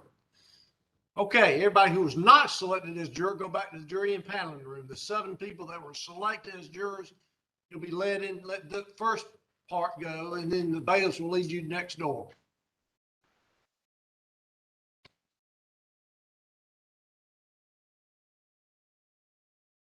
Okay, bailiffs, take this, all the jurors to the courtroom number 3, and y'all space yourself out. Should be 7 people. And then let's bring our next 12 down. Well, actually, it's going to be 1, 2, 3, 4, 5, 6, 7, 8, 9. Be 9 people in panel 2.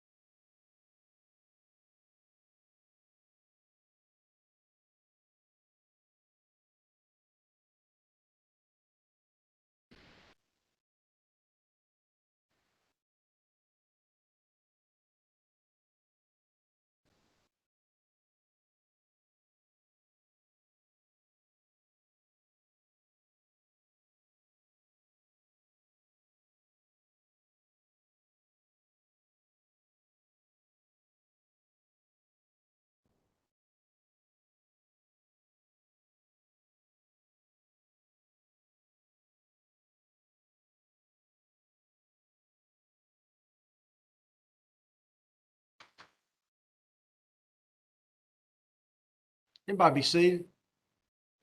When your name is going to be called, I want you to stand. I'm either going to tell you have to listen to everybody to sit back down, or I'm going to tell you you are a juror and sit back down. At the end, I'm going to send everybody who's not a juror back to the jury and panel room. Anybody selected as a juror will join the other jurors already selected in courtroom number 3. Okay, Madam Clerk, call the first juror. You may have a seat.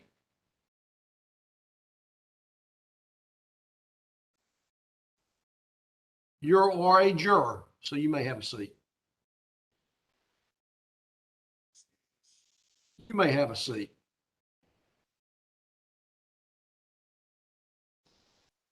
You are a juror. You may have a seat. You may have a seat. You are a juror. You may have a seat.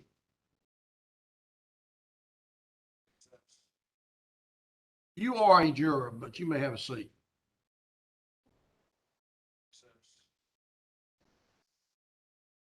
You are a juror. You may have a seat. Okay, we're now on the next stage. Call the next juror. You may have a seat. Okay, now, everybody said to have a seat without the mention of a juror. Y'all can get up and walk back to the jury assembly room now.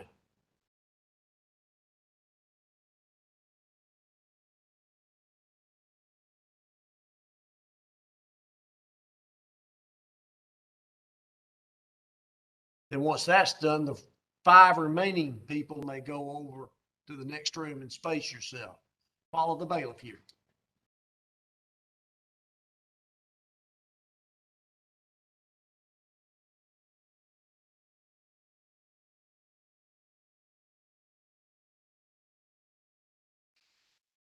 So the defense has 1 alternate strike left. The state has 2 left. And we're to bring back in, I guess we'll just bring that whole 3rd panel in. Bring me the next panel. 3rd panel. We should have again 11 people.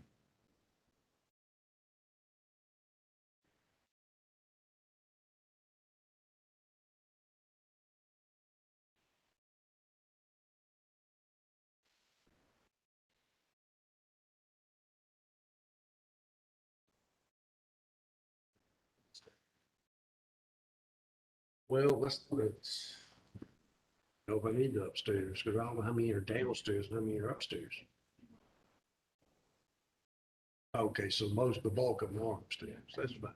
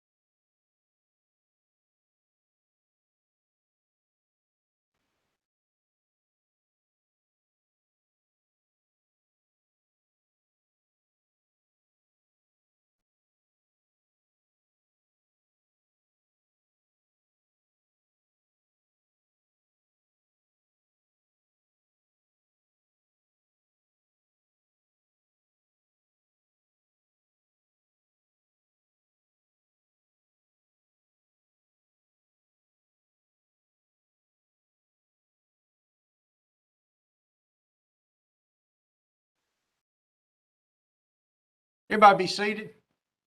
When your name is called, you're going to be asked to stand up. I will let you know what you need to do then. If I designate you as a juror, when you sit down, you're going to stay in this room. If I do not say anything but sit down, you'll have to leave and go back to the room later on when I tell you to do so. Call the first name. You're a juror, so you can have a seat.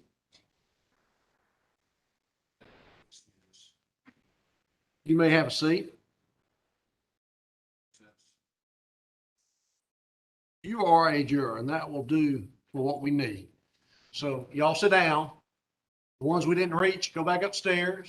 The two jurors that I named, y'all stay here, and everybody else go back upstairs.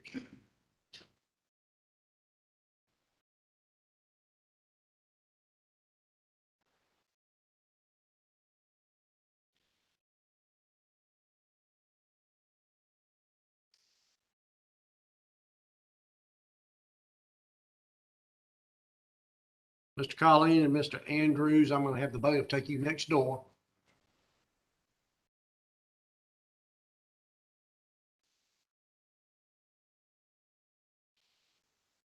So, Ms. Stevens.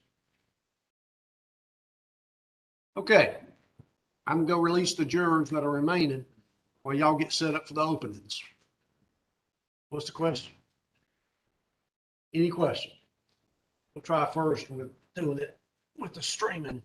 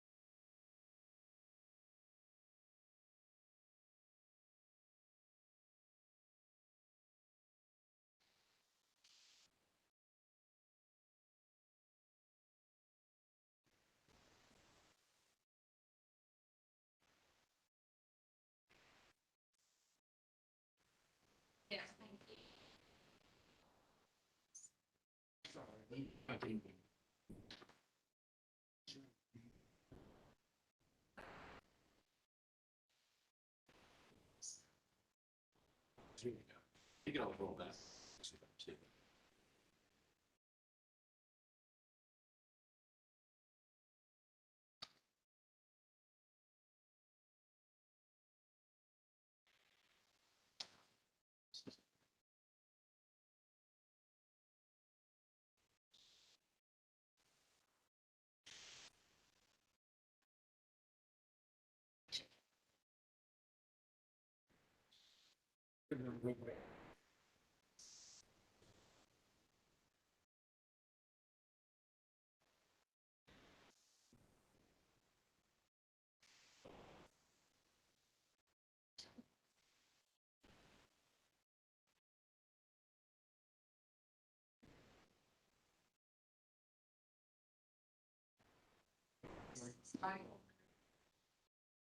Get with the brother.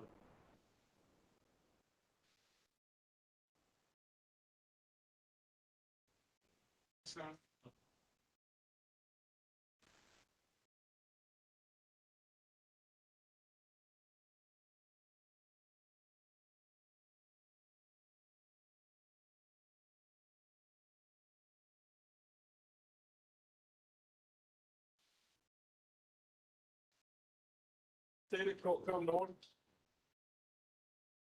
Ms. Wheeler, did you get everything fixed? Yes, Your Honor. So we're ready to proceed. Bring the jurors in.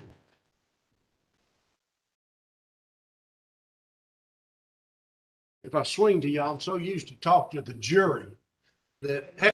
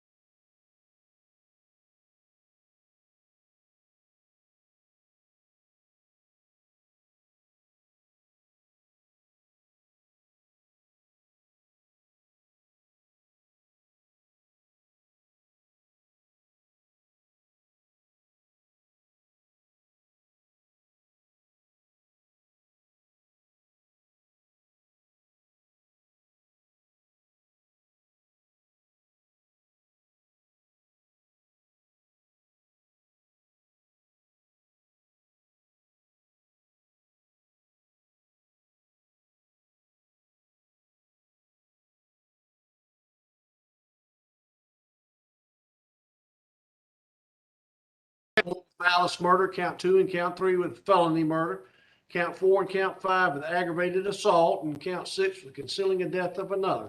And a true verdict given according to the evidence. So help you God.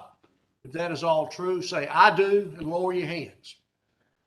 Now, we have one gentleman who's hard of hearing. Can you hear me okay? Yeah. I do that. Okay, we'll keep on doing that, but we might have some hearing devices that can aid you. And we'll give you that before the actual evidence starts. And if you can't hear, I'll get you somewhere closer. Let me know.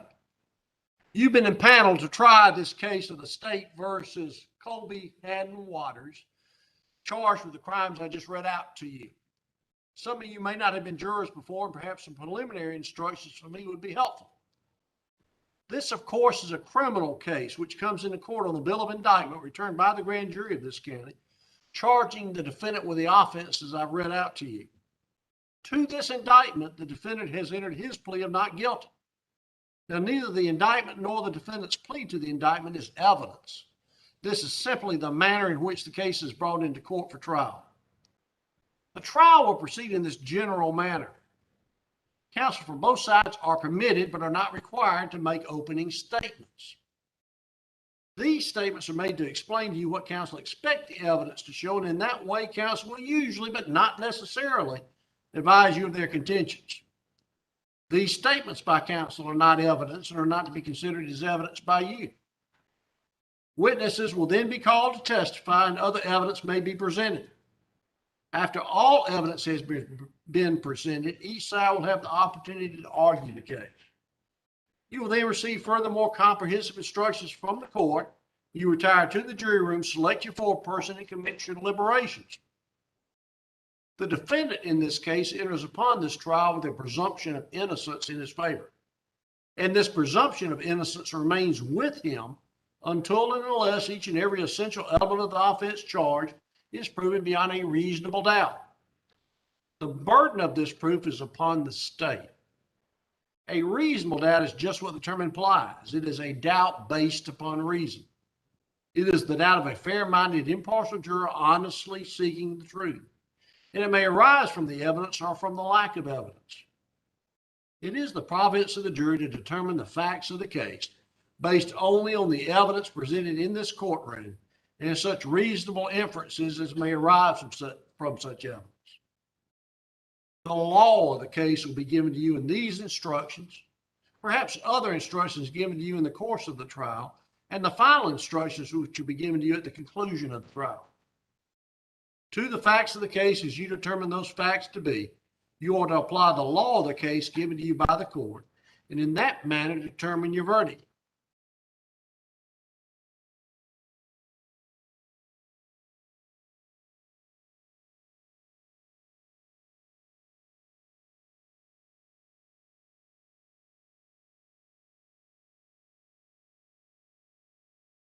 Is it on?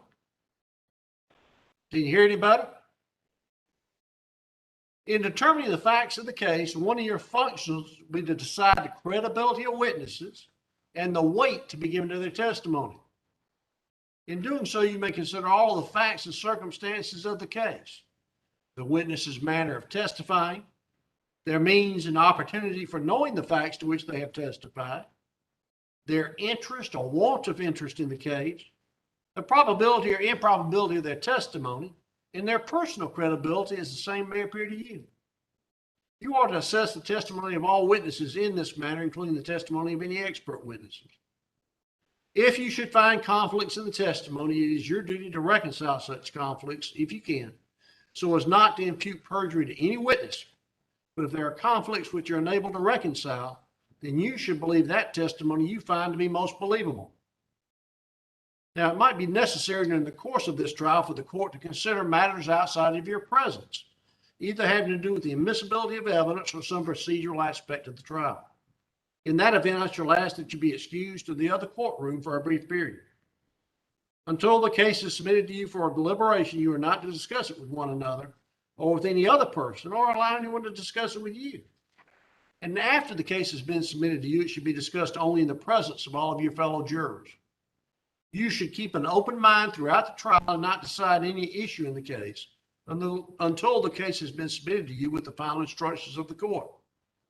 The only evidence you are to consider is that which comes to you in this courtroom, and such evidence must be considered by you free from any outside influence. When you're excused for lunch or any other recess, please do not stand around in front of the courthouse, in the hallways, or in the courtroom, because you might overhear someone discussing the case or someone might approach you about the case. The jury room, which will be the next courtroom, is your headquarters during this trial, and you should time your return to the courthouse so that you can report directly to the jury room. If anyone should attempt to discuss this case with you while this trial is in progress, please bring that fact to my attention. You're not required to sit in the same chair or places during the course of the trial, as long as you space yourself and are seated kind of where those blue things are. If at any time while you're in the jury room you need to communicate with the bailiff with me, you may get the attention of the bailiff by simply knocking on the door. I tell all jurors that this trial is not to be run at your inconvenience. I try to take a break between every hour, hour and a half to 2 hours, depending on where the witnesses are in their testimony, so I don't unnecessarily break it up. Nothing inflexible about that. If you need to have a break sooner than when I have one scheduled, simply let us know. We'll certainly take the break at that time. It's important that you see everything you're supposed to see and hear everything you're supposed to hear. So if you have problems in either of those areas, let me know immediately. And I'm going to make people move around or speak louder or more clearly to make sure that you hear what you're supposed to hear and see what you're supposed to see. It's vital that you do not yourself become investigators in this case. What I mean by that when you walk out of this courtroom, You forget about this case entirely. Do not go on the internet to look up terms. Do not go driving around trying to find sites and places. That makes you an investigator, not a passive juror. You'll be given everything you need to hear, need to have to decide this case. Oh, try to time your arrival here at the time we're supposed to be here. We can't start till you all get here. But I don't want you standing around somewhere where you overhear things, as I've already told you. Always understand you've done nothing wrong. Bring it to my attention and let me take corrective actions. If someone should approach you about this case, again, bring it to my attention and you will have done nothing wrong, but I need to take corrective actions. With all those comments, that is going to conclude my opening charge. We'll turn now to the opening statements of the parties, with by law the state proceeding first.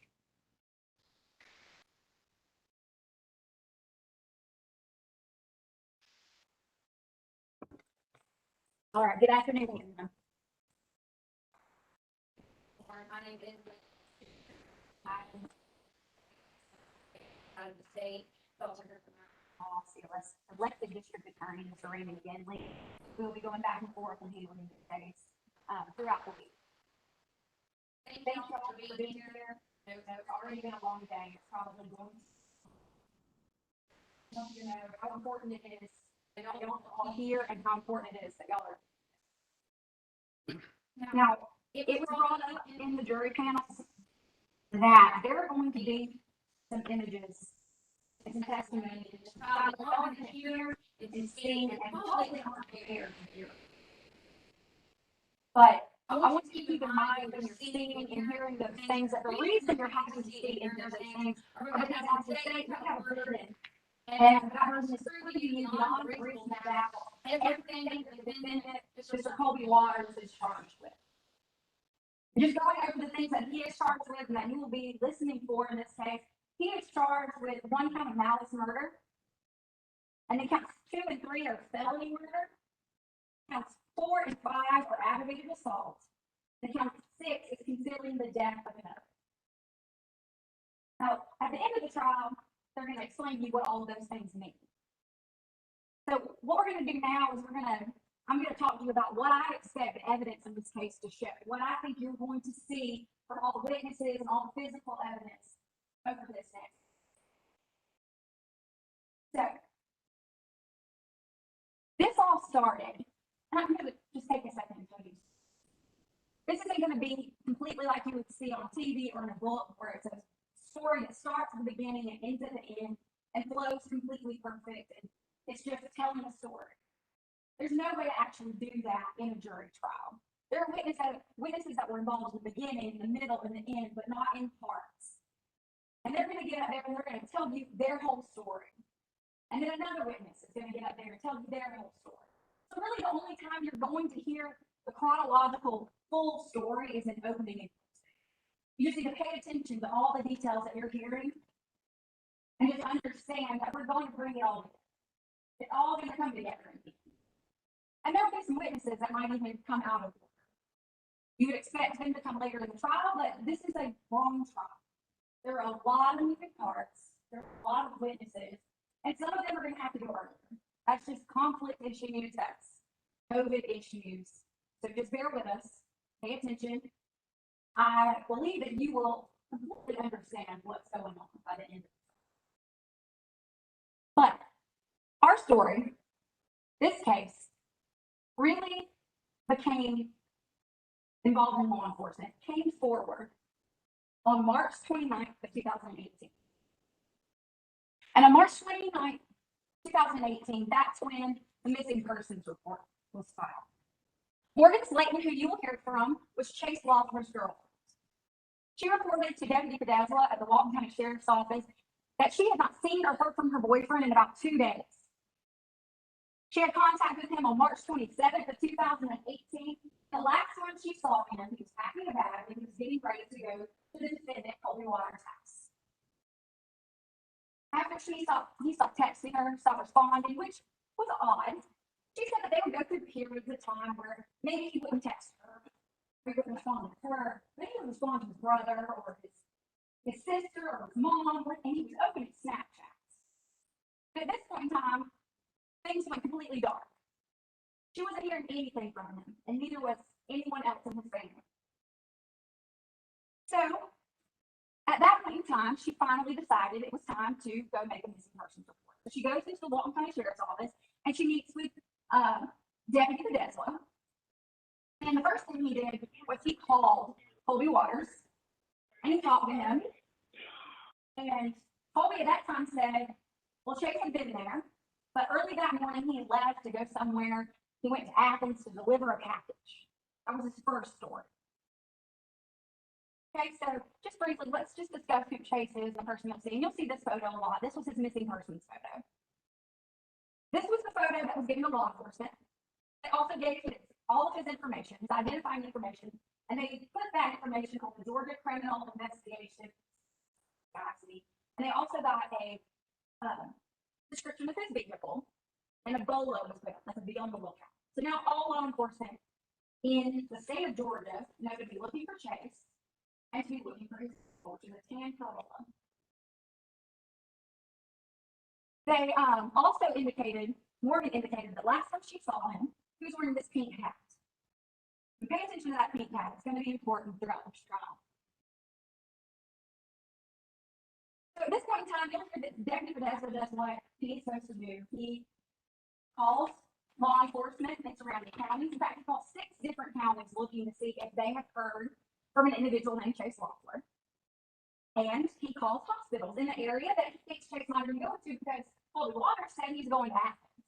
So he calls the 2 hospitals in Athens. Nobody's heard from him. So then we move on. And there's a search going on this entire time. Keep that in mind. From the 31st or from the 29th into the ultimately when this case gets to Wyvern today, people are looking. Morgan is going around. She's handing out flyers. Chase's siblings are looking. People are involved. They're actively trying to find Chase Loeffler. Then this is the 31st. So Captain McElroy and Investigator Wells, 2 names you've heard several times so far today, they start their own individual search. They've gotten more information. And they get some information that Chase could either be deceased, he could be being held against his will. And it's discovered at that point in time from talking to other law enforcement that other law enforcement are aware of who Colby Waters is. There's already an active drug investigation going into Colby Waters. And so they start looking into that investigation to see if there's anything that ties that all together. So we'll hear about this drug investigation, and it'll come up several times. The parties in this drug investigation at that point in time are Walker Forrester, Chase Loeffler, the deceased individual, Colby Waters, Jonathan Britt Lester, will probably be referred to as Britt, Armand Saidi, who goes by Measy, and Warren Slayton, the names that you will hear, Warren's the girlfriend. All of these people are being looked into because the federal involvement that we have here, they're being looked into by the FBI and media. Okay? And that is because in November of 2017, Walker Forrester and the defendant were arrested outside of Augusta. And when they were arrested, they had some Xanax pills and they had sawed-off shotgun. And so that sparked this investigation. Now we're looking into what we're going to probably refer to as the drug conspiracy. Okay? So shortly after this arrest, you'll hear from witnesses that Walker Forrester kind of stepped away. He wasn't really involved as much in their drug conspiracy. This drug conspiracy was them, they had pill presses, and they were creating their own Xanax. They're selling what they say is Xanax. Okay, so this is where the overlap comes in. On about the 2nd or the 3rd of April, they're reaching out. They're trying to find these individuals whose names have come up in this investigation. One of those was Britt Lester. They make contact with Britt Lester, and at that point in time, he tells them openly that he has storage units in his name. And now their interest is sparked, and they're thinking, well, we heard that Chase could have been held against his will, so they start looking into these search warrants. or into these storage units. They get search warrants. There's one in Morgan County and there's some in Covington. And so they start looking at them. They go into these storage units and no, but press all this other evidence of drug activity. So based on those things, warrants are taken out for the defendant, for Britt Lester. So they're looking for those individuals. Okay.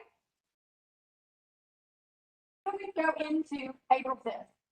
April 5th, from the moment the warrants are taken, from the 2nd or the 3rd until the 5th, law enforcement is looking for the defendant, Colby Waters. They're actively attempting to find him. And then on April 5th, they finally do come into contact with him. He is arrested in Athens, Clark County. He and his girlfriend are driving on the road and they're ultimately pulled over and arrested. At that time, his then girlfriend, Bryce Farrell, who's now married, so there might be some confusion later, so just keep that in mind. She's driving a Toyota Scion, black, her car. It is impounded, and they are both taken into custody and later interviewed. So Bryce, she's the first one we're going to hear from.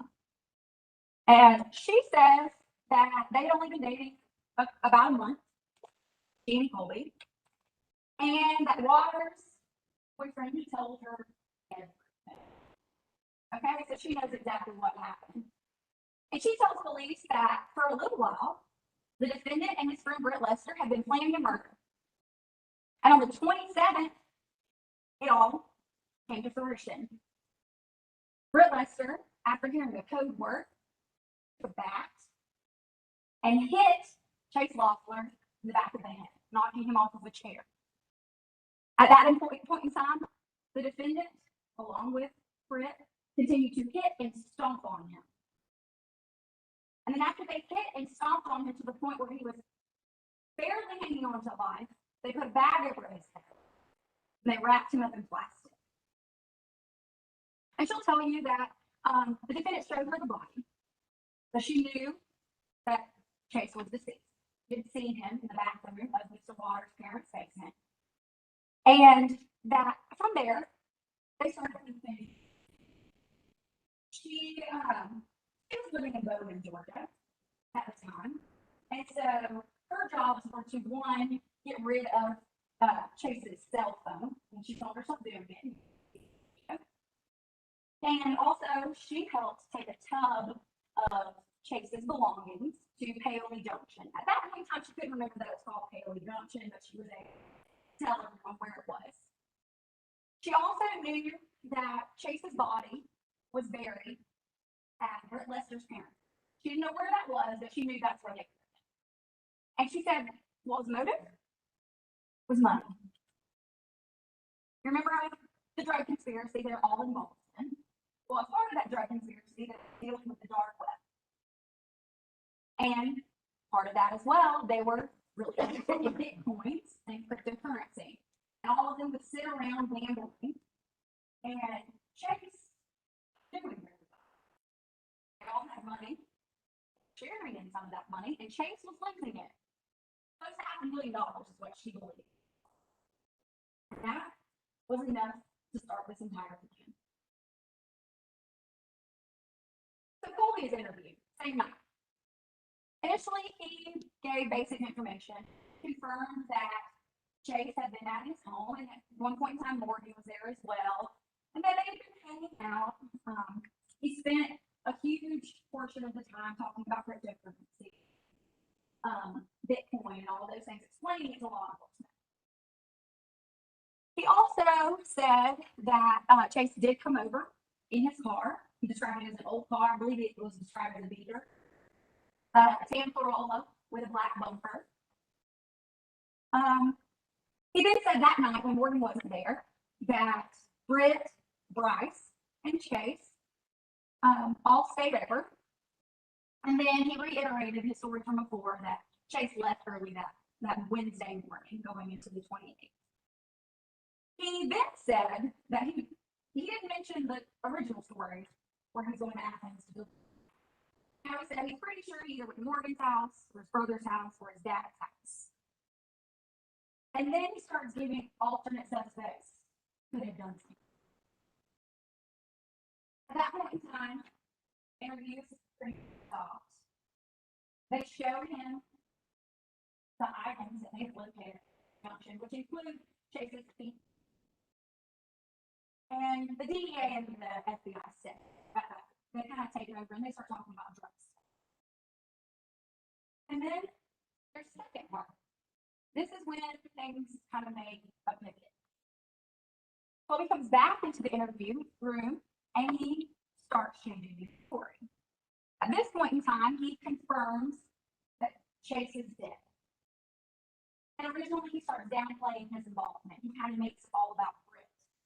He says that Britt did it. Britt had hit him with a baseball bat. Britt had beat on him, and it was his house. So he just kind of felt obligated.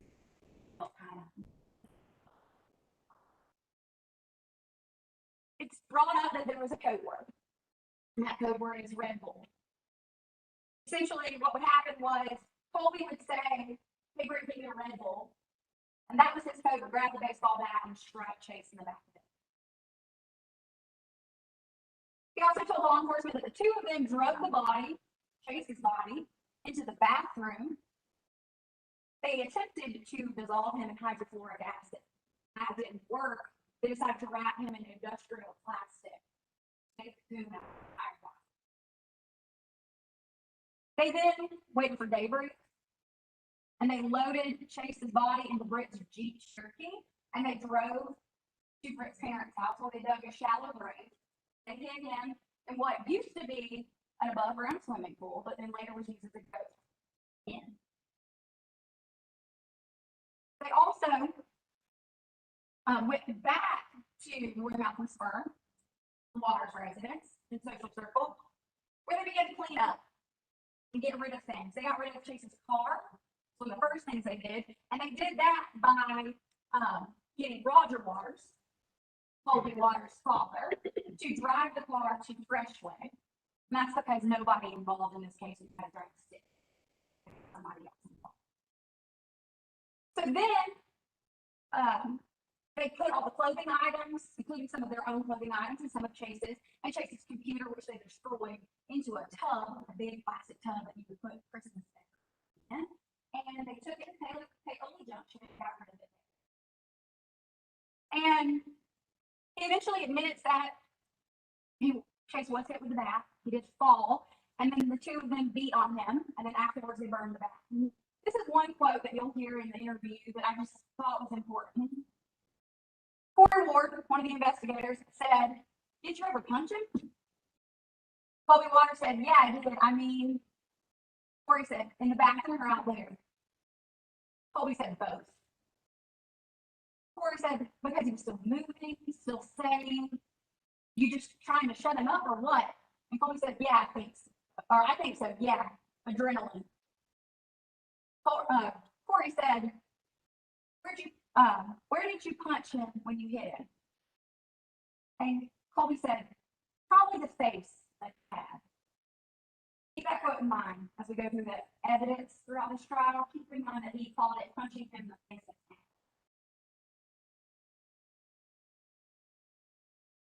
So now we move into the late hours of April 5th going into April 6th. The first step, once all of this has been discovered by law enforcement, is that they get a search warrant for the defendant's parents' home.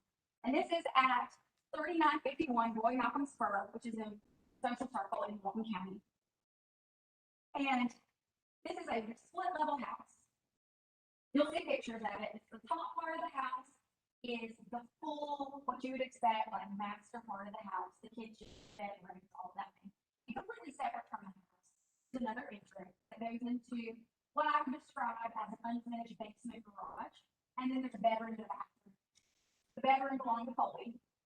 The bathroom was not completely finished, but there was a toilet in the room, place for a sink, place for a bath. You'll see pictures of all of that. So they get a search warrant, and Walton County Sheriff's Office and the Georgia Bureau of Investigation, or the DEI, conducts the search warrant. Their primary focus is that basement part that I was telling you about, because that's where it is assumed and determined at that point that Chase was murdered. Now they go toward the pool table in the basement and there is visible blood. They were able to take samples of that. Kind of seeped in, it's been cleaned over, but you can tell there's a red stain. There's other blood evidence located on the hallway floor, on the walls, on door frames, all collected. And there's also cleaning supplies located. There's also a burn barrel outside that has been recently burned, and Morgan will tell you she went to the Waters residence the day that she reported her boyfriend missing, and that burn barrel was burned. And this is Roger Waters involved. We already heard he moves the car. You're also going to hear that he was interviewed along with his wife at the scene to see if they had any knowledge of what happened. And at that point in time, cell phones were taken. It's pretty standard in a case like this. That information, to take a cell phone, get a cell phone warrant, and just get any information you can get off of that cell phone. Communicate with each other. So everyone, Roger, not a suspect of anything at that point in time. Carrie, not a suspect. They are allowed to leave. And about the time Roger gets to where he is staying that night and the sheriff's department gets back to the jail and the sheriff's office, they realize Roger's phone is being remotely wiped. Somebody is logging in and wiping the contents from the phone. And then ultimately Roger admits that he was the one setting his phone to get all that information off of there. So then we'll move into the actual day of the 6th. The day of the 6th, we've now been told by Mr. Waters himself that they buried the body at Lester's house. Now, a search warrant is obtained for 5999 Walker Bennett Road, near Loganville. And the GBI, the Walton Sheriff's Office, is primarily there to look for the body. So they first take photographs of the scene, and you'll be able to see those. And then around 11:50 a.m., they find a clandestine grave located inside what used to be an above ground home. It wasn't very long after that they were able to remove the primary layer of just pine straw, and they could see exactly where the grave was. In fact, you'll see photos where part of the chart is out. Trying to cover it.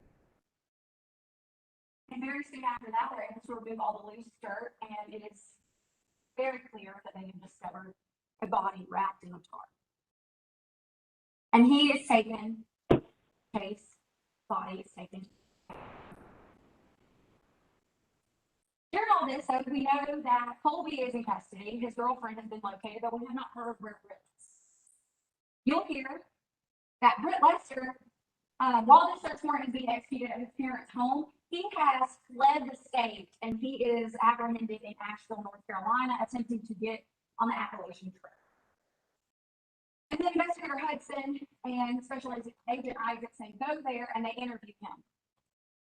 Now, in Fort Dyer, Mr. McGinley mentioned that there are going to be some witnesses that you're going to hear from, or may hear from, that have been given immunity. And he explained that pretty well, but just in case you forgot, basically that just means that they're going to be asked to testify, and anything they say on the stand cannot be used against them in their own trial. And anything we learn and investigate further based on what they say on the stand can also not be used against them. So anything they said before, anything we know coming into today, it's just anything new. That being said, that means that them testifying isn't a violation of the can't be incriminating themselves because can't use it. But we have not had the opportunity to speak to some of those people because they already actively prosecuted their own. So I'm not sure what they're going to say. None of us can be sure what they're going to say, what we're going to hear from them until they actually get up there. So it's a nice surprise, all of us together, to find out what these people have to say. And one of those people is Britt Lester. I can confirm that he did give an interview. I don't know if we're going to hear it. Hopefully we'll all hear it together. But he did give more information about the drug conspiracy, and he also corroborated a lot of what had already been through Bryce and through Mr. Waters himself. That's basically just what. Then we move into April 9th. That's when the autopsy is done. The autopsy is done by the chief medical examiner, Dr. Eisenstadt. You'll likely hear from him pretty early tomorrow. He identified the body as a well-developed male, 5 foot 11 inches, 134 pounds, and at that point, everything appeared consistent with Chase Oliver. He had blonde beard, brown hair, blonde mustache, and then later DNA testing confirmed that it was Chase. And you'll understand why it had to be DNA. Cause of death was determined to be, well, one, he got there, he was wrapped tightly in a tarp, and his hands were tied behind his back. There was plastic bag duct taped around his neck.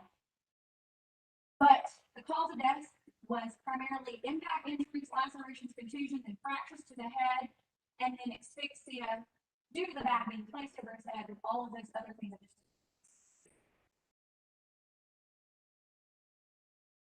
Also that same day, as the autopsy, Brenda Jones, who worked at that time at Fred's Central Circle, contacted law enforcement. She was the manager at that time, had access to surveillance footage, but she also walked around and things, and she recognized Roger Waters as he came there kind of often. She knew kind of what work he did, and she was familiar with the kind of purchases. She saw things on TV when this case came to light and started being broadcast, and it triggered her memory that a few days before this, on April 5th, Roger Waters had come in and he made 2 very distinct purchases. First purchase, he bought what we call a burner phone, prepaid cell phone. Second, and he did that with cash. The second purchase, almost instantaneously, same sort of transaction, he used his card, and he bought ties, like bungee ties, and a flower pot. She remembered that being odd, so she went back, she found the surveillance footage, she pulled those 2 receipts, and then she rewatched the footage to confirm that that is what she remembered. And she'll also tell you that during that interaction, you see, and you'll get to see the video, you'll see Roger look over his shoulder and look at the coat cooler, and then kind of turn around and finish his interaction. And Brenda will tell you that the significance of that part is he looks over his shoulder and looks directly at Chase Law pushing his fire.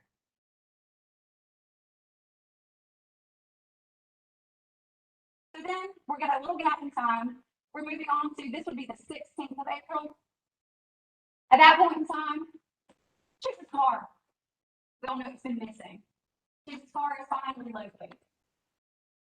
And it's discovered on by a citizen discovers it. He had a list of has on out at the Home Depot parking lot in Covington.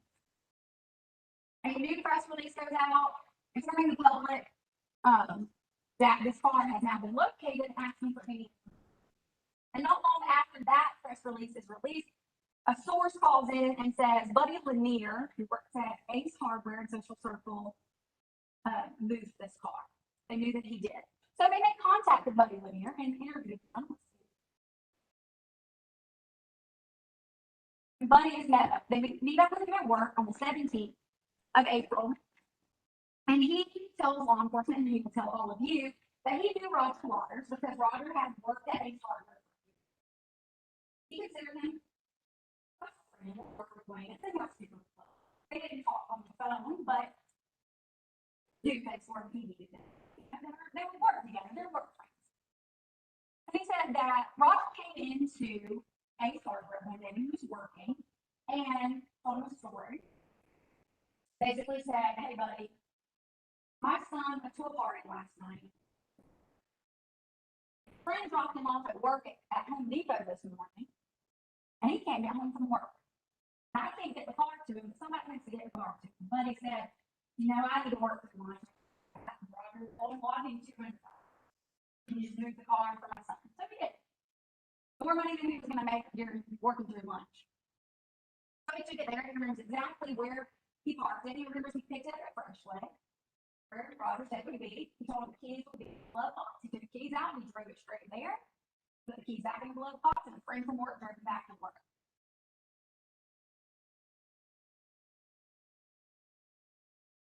So now we're going to talk about some of the crime results that you're going to hear about throughout this trial. Search warrants done on several locations: Walker Bennett House, the Roy Malcolm Spur House. The vehicle was driven by Chase Loeffler, the Toyota Corolla, the Jeep Cherokee that was owned by Brett Lester, and then also Bryce Carell or King, her Toyota Scion. And things were collected from all of those search warrants. And those were all done by special agents at the Georgia Bureau. Get to hear from them, and they'll tell you all about the things that they found. Roy Malcolm Spur results: swabs taken from the basement floor near the pool table. They were positive for blood. There were swabs taken from the hallway and the unfinished bathroom. They were positive for blood. And there were additional swabs taken from the basement floor that were also positive for blood. Now, some of that blood near the pool table was identified to be the defendant, Colby Waters. But everything else belonged to Chase Loeffler. You'll know about that. And they'll tell you exactly how they come to those results. And they'll tell you exactly how large of a number it would be. Chances of this not being Chase's blood are insane. And they'll show you exactly how big that number is. So Walker Bennett Road, the most important thing that was located there was Chase. They did take shovels. They tested those shovels, and they weren't able to find any prints on any of the shovels. And that will explain to you that that's not a surprise. That hands twists on a shovel, like the word blows on a shovel, they don't expect you to always find prints on them. And they also found Lester's Jeep Cherokee, and it was removed from it. They then took it out to impound where they searched it, and there were fibers and fluids collected throughout the car, and nothing of significant evidentiary value was located. There were things that proved that the car was Lester's, and they did a luminol test, which you probably heard about on the CSI or the crime scene show, and you'll get to see images of that. And it was positive for things that reacted to luminol. However, it was determined that it was not blood. It could have been some sort of cleaning solvent or something used in the process of cleaning. I'll also tell you that this was also not surprising based on the body being so tightly wrapped in part that they would not have expected it to be in the back of the car they transported. They also processed Chase's Corolla, and they found things that proved it was Chase's car, and then nothing of evidence was located. But they did process it, and they recovered it. They finally went to Scion. Scion was the car that the defendant was in when he was arrested, and items belonging to both himself and his girlfriend were located at the vehicle. There were also Xanax pills located in large quantity of cash. See that, and you'll also see images the defendant took just moments before he was arrested of that same quantity of cash in front of him in the vehicle. There was also an AK-47 and a drum magazine located. And those were inside a bag that belonged to Mr. Waters. There were also a size 10 pair of Doc Marten boots located. They were on the back floorboard. They were identified to be the defendants, and they were swabbed. And the heel of the right boot tested positive for Mr. Loeffler's blood.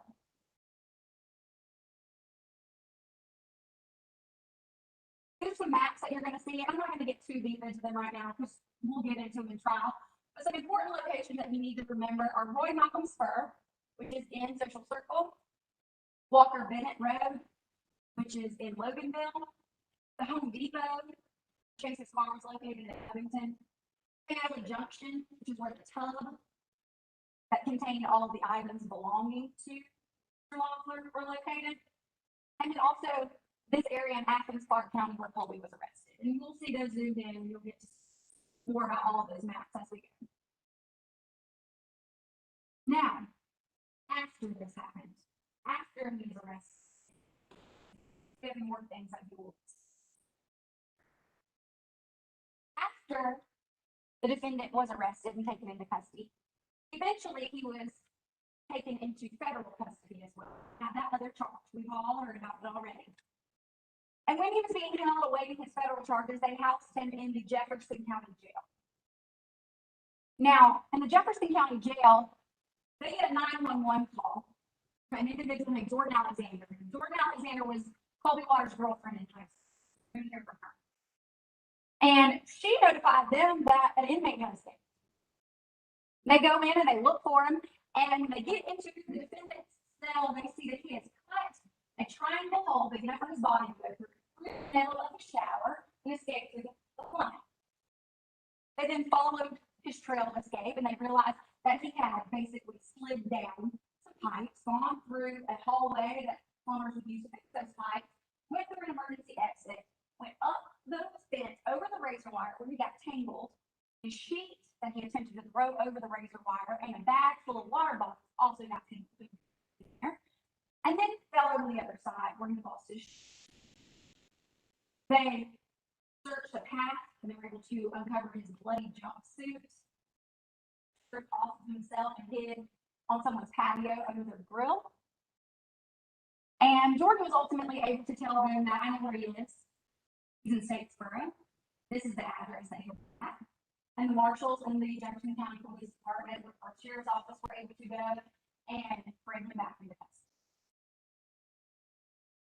Then he did have the federal check case. So after that, he did plead guilty to his federal charges, and you'll hear about those. Those were drug offenses, firearms offenses, and he finished that case. But then after that, after he's finished the federal case, he comes back to Walton. And while he's in Walton County on September 21st, a corporal with the Walton County Jail is in the parking lot. And he is about to go home from his shift being over, and he sees that in cell 12, room 6, there's an individual on the top bunk that appears to either be sharpening something on the window or trying to cut through. He calls it in. He said at that point in time he couldn't tell it was African. Let's see what cell it was. So he calls it in. They search the cell. Next morning he's told that they didn't locate anything. Finding that odd, he'll tell you that he executed a search of the cell at that point. And he'll tell you once he searched the cell very extensively, he saw that there was a square that had been cut into the window frame. That behind a post bar in the window, there were cuts into the metal frame. That the plexiglass on the window had been cut, and you could actually open it or reach out of the jail all the way through. And that there were also metal objects located in there, hidden in his mattress. There was a part of a mop that had been broken off, and the wooden part had been sharpened, and the bottom metal part of the mop was tied to a shelf. And in a property box, there was a rope made out of sheets. So this is what we're calling the attempted. He did it once, and then you'll hear that he attempted to do it. This is going to be a lot of evidence. There's going to be a lot of moving parts, and you are going to hear from a lot of people. All I'm asking is that you pay attention. You listen to everything that's said. I'm certain that when you do that, you will come back and you will render the only just verdict that is guilty on all counts.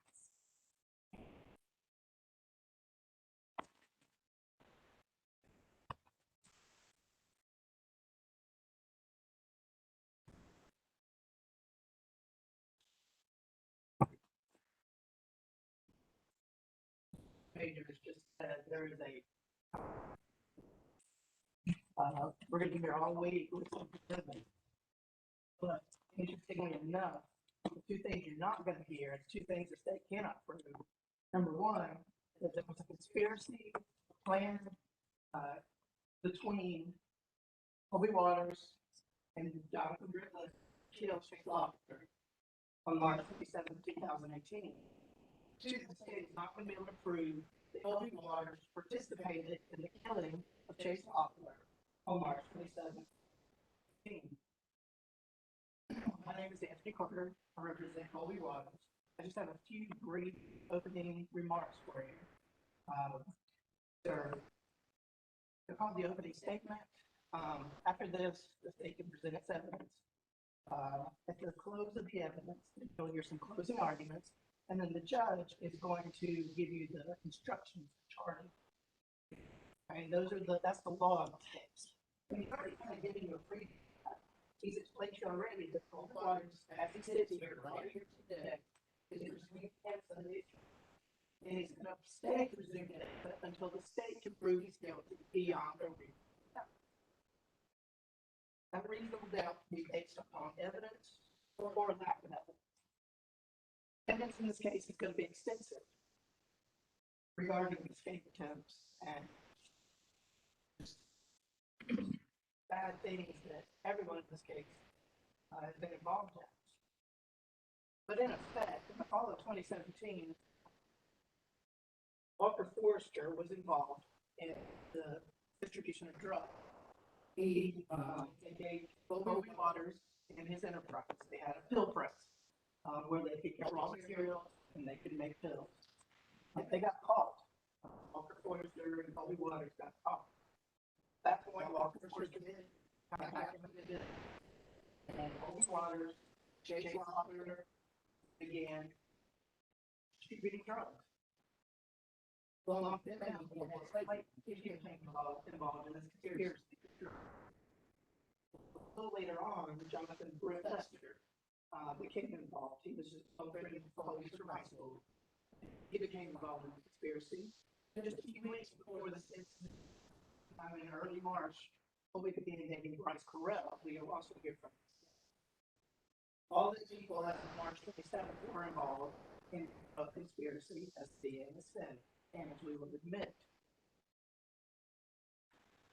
There was some, the main dispute between the parties was control of the bill press. We had it. Jonathan Lester took possession of it and put it in his storage facility. Chase Loeffler did not like that. It cut him out to some extent, and it made him vulnerable so that he was not involved in the conspiracy. He became jealous.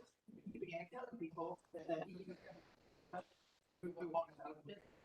At that time, Alcovy Waters did talk with Jonathan Lester and others about Chase Loeffler out. And everything did kind of come to a head on March 27th, 2018. Which time the plan was to confront Chase Loeffler, kind of settle whatever business they had and get him out of the business. At that time, Jonathan Brett Lester took a bat and he struck Chase Loeffler with the bat, then he choked Chase Loeffler.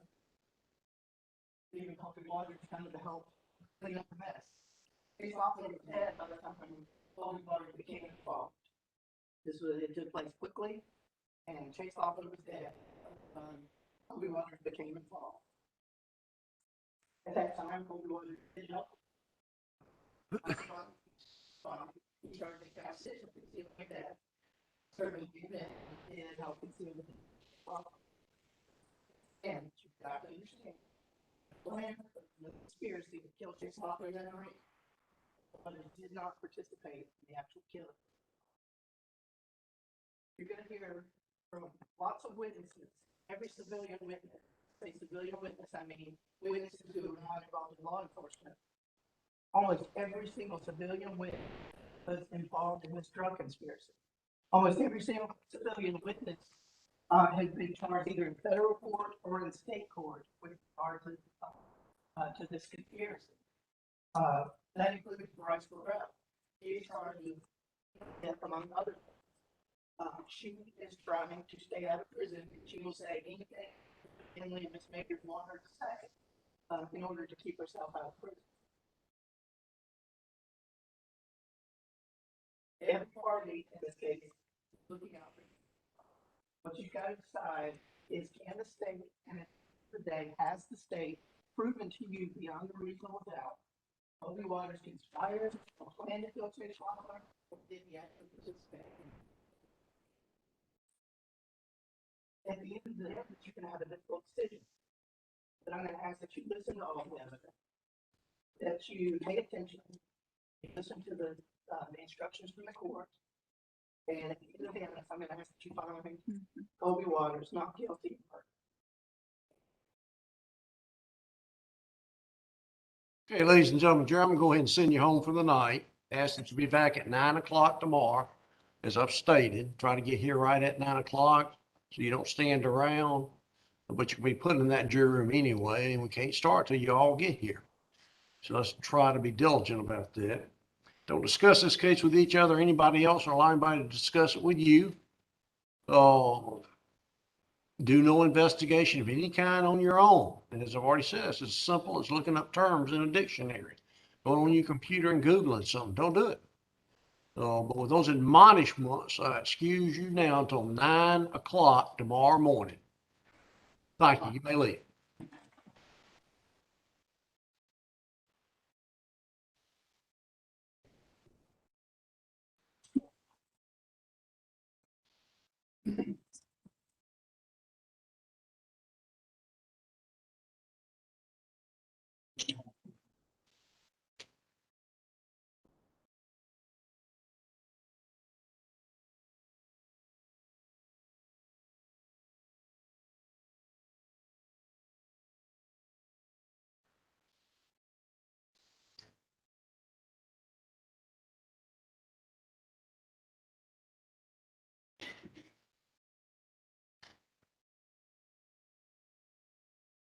Are there anything else we need to cover before any more evidence is produced?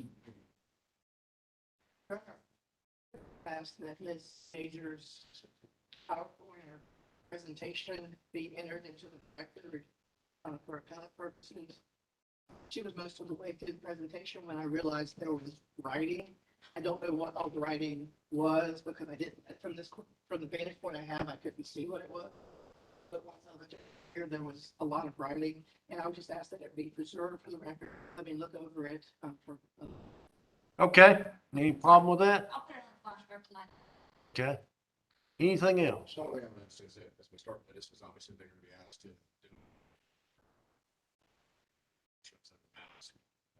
Also changed since here, if it did, when it's due. So I'm sure they wear face shields and a mask. Mr. Carson? Those patients look ridiculous. Whenever they're asked to identify me, he has to stand up, take off his mask so they can fully see his face. Yes. But there again, Mr. Carter, that's gonna mean he's the only person standing. But these are all his friends. I don't know that identity's a problem. It's I agree. Okay. If anybody thinks it's an issue later, please bring it to my attention by an objection from the defense or something from the state. Anything else we need to talk about?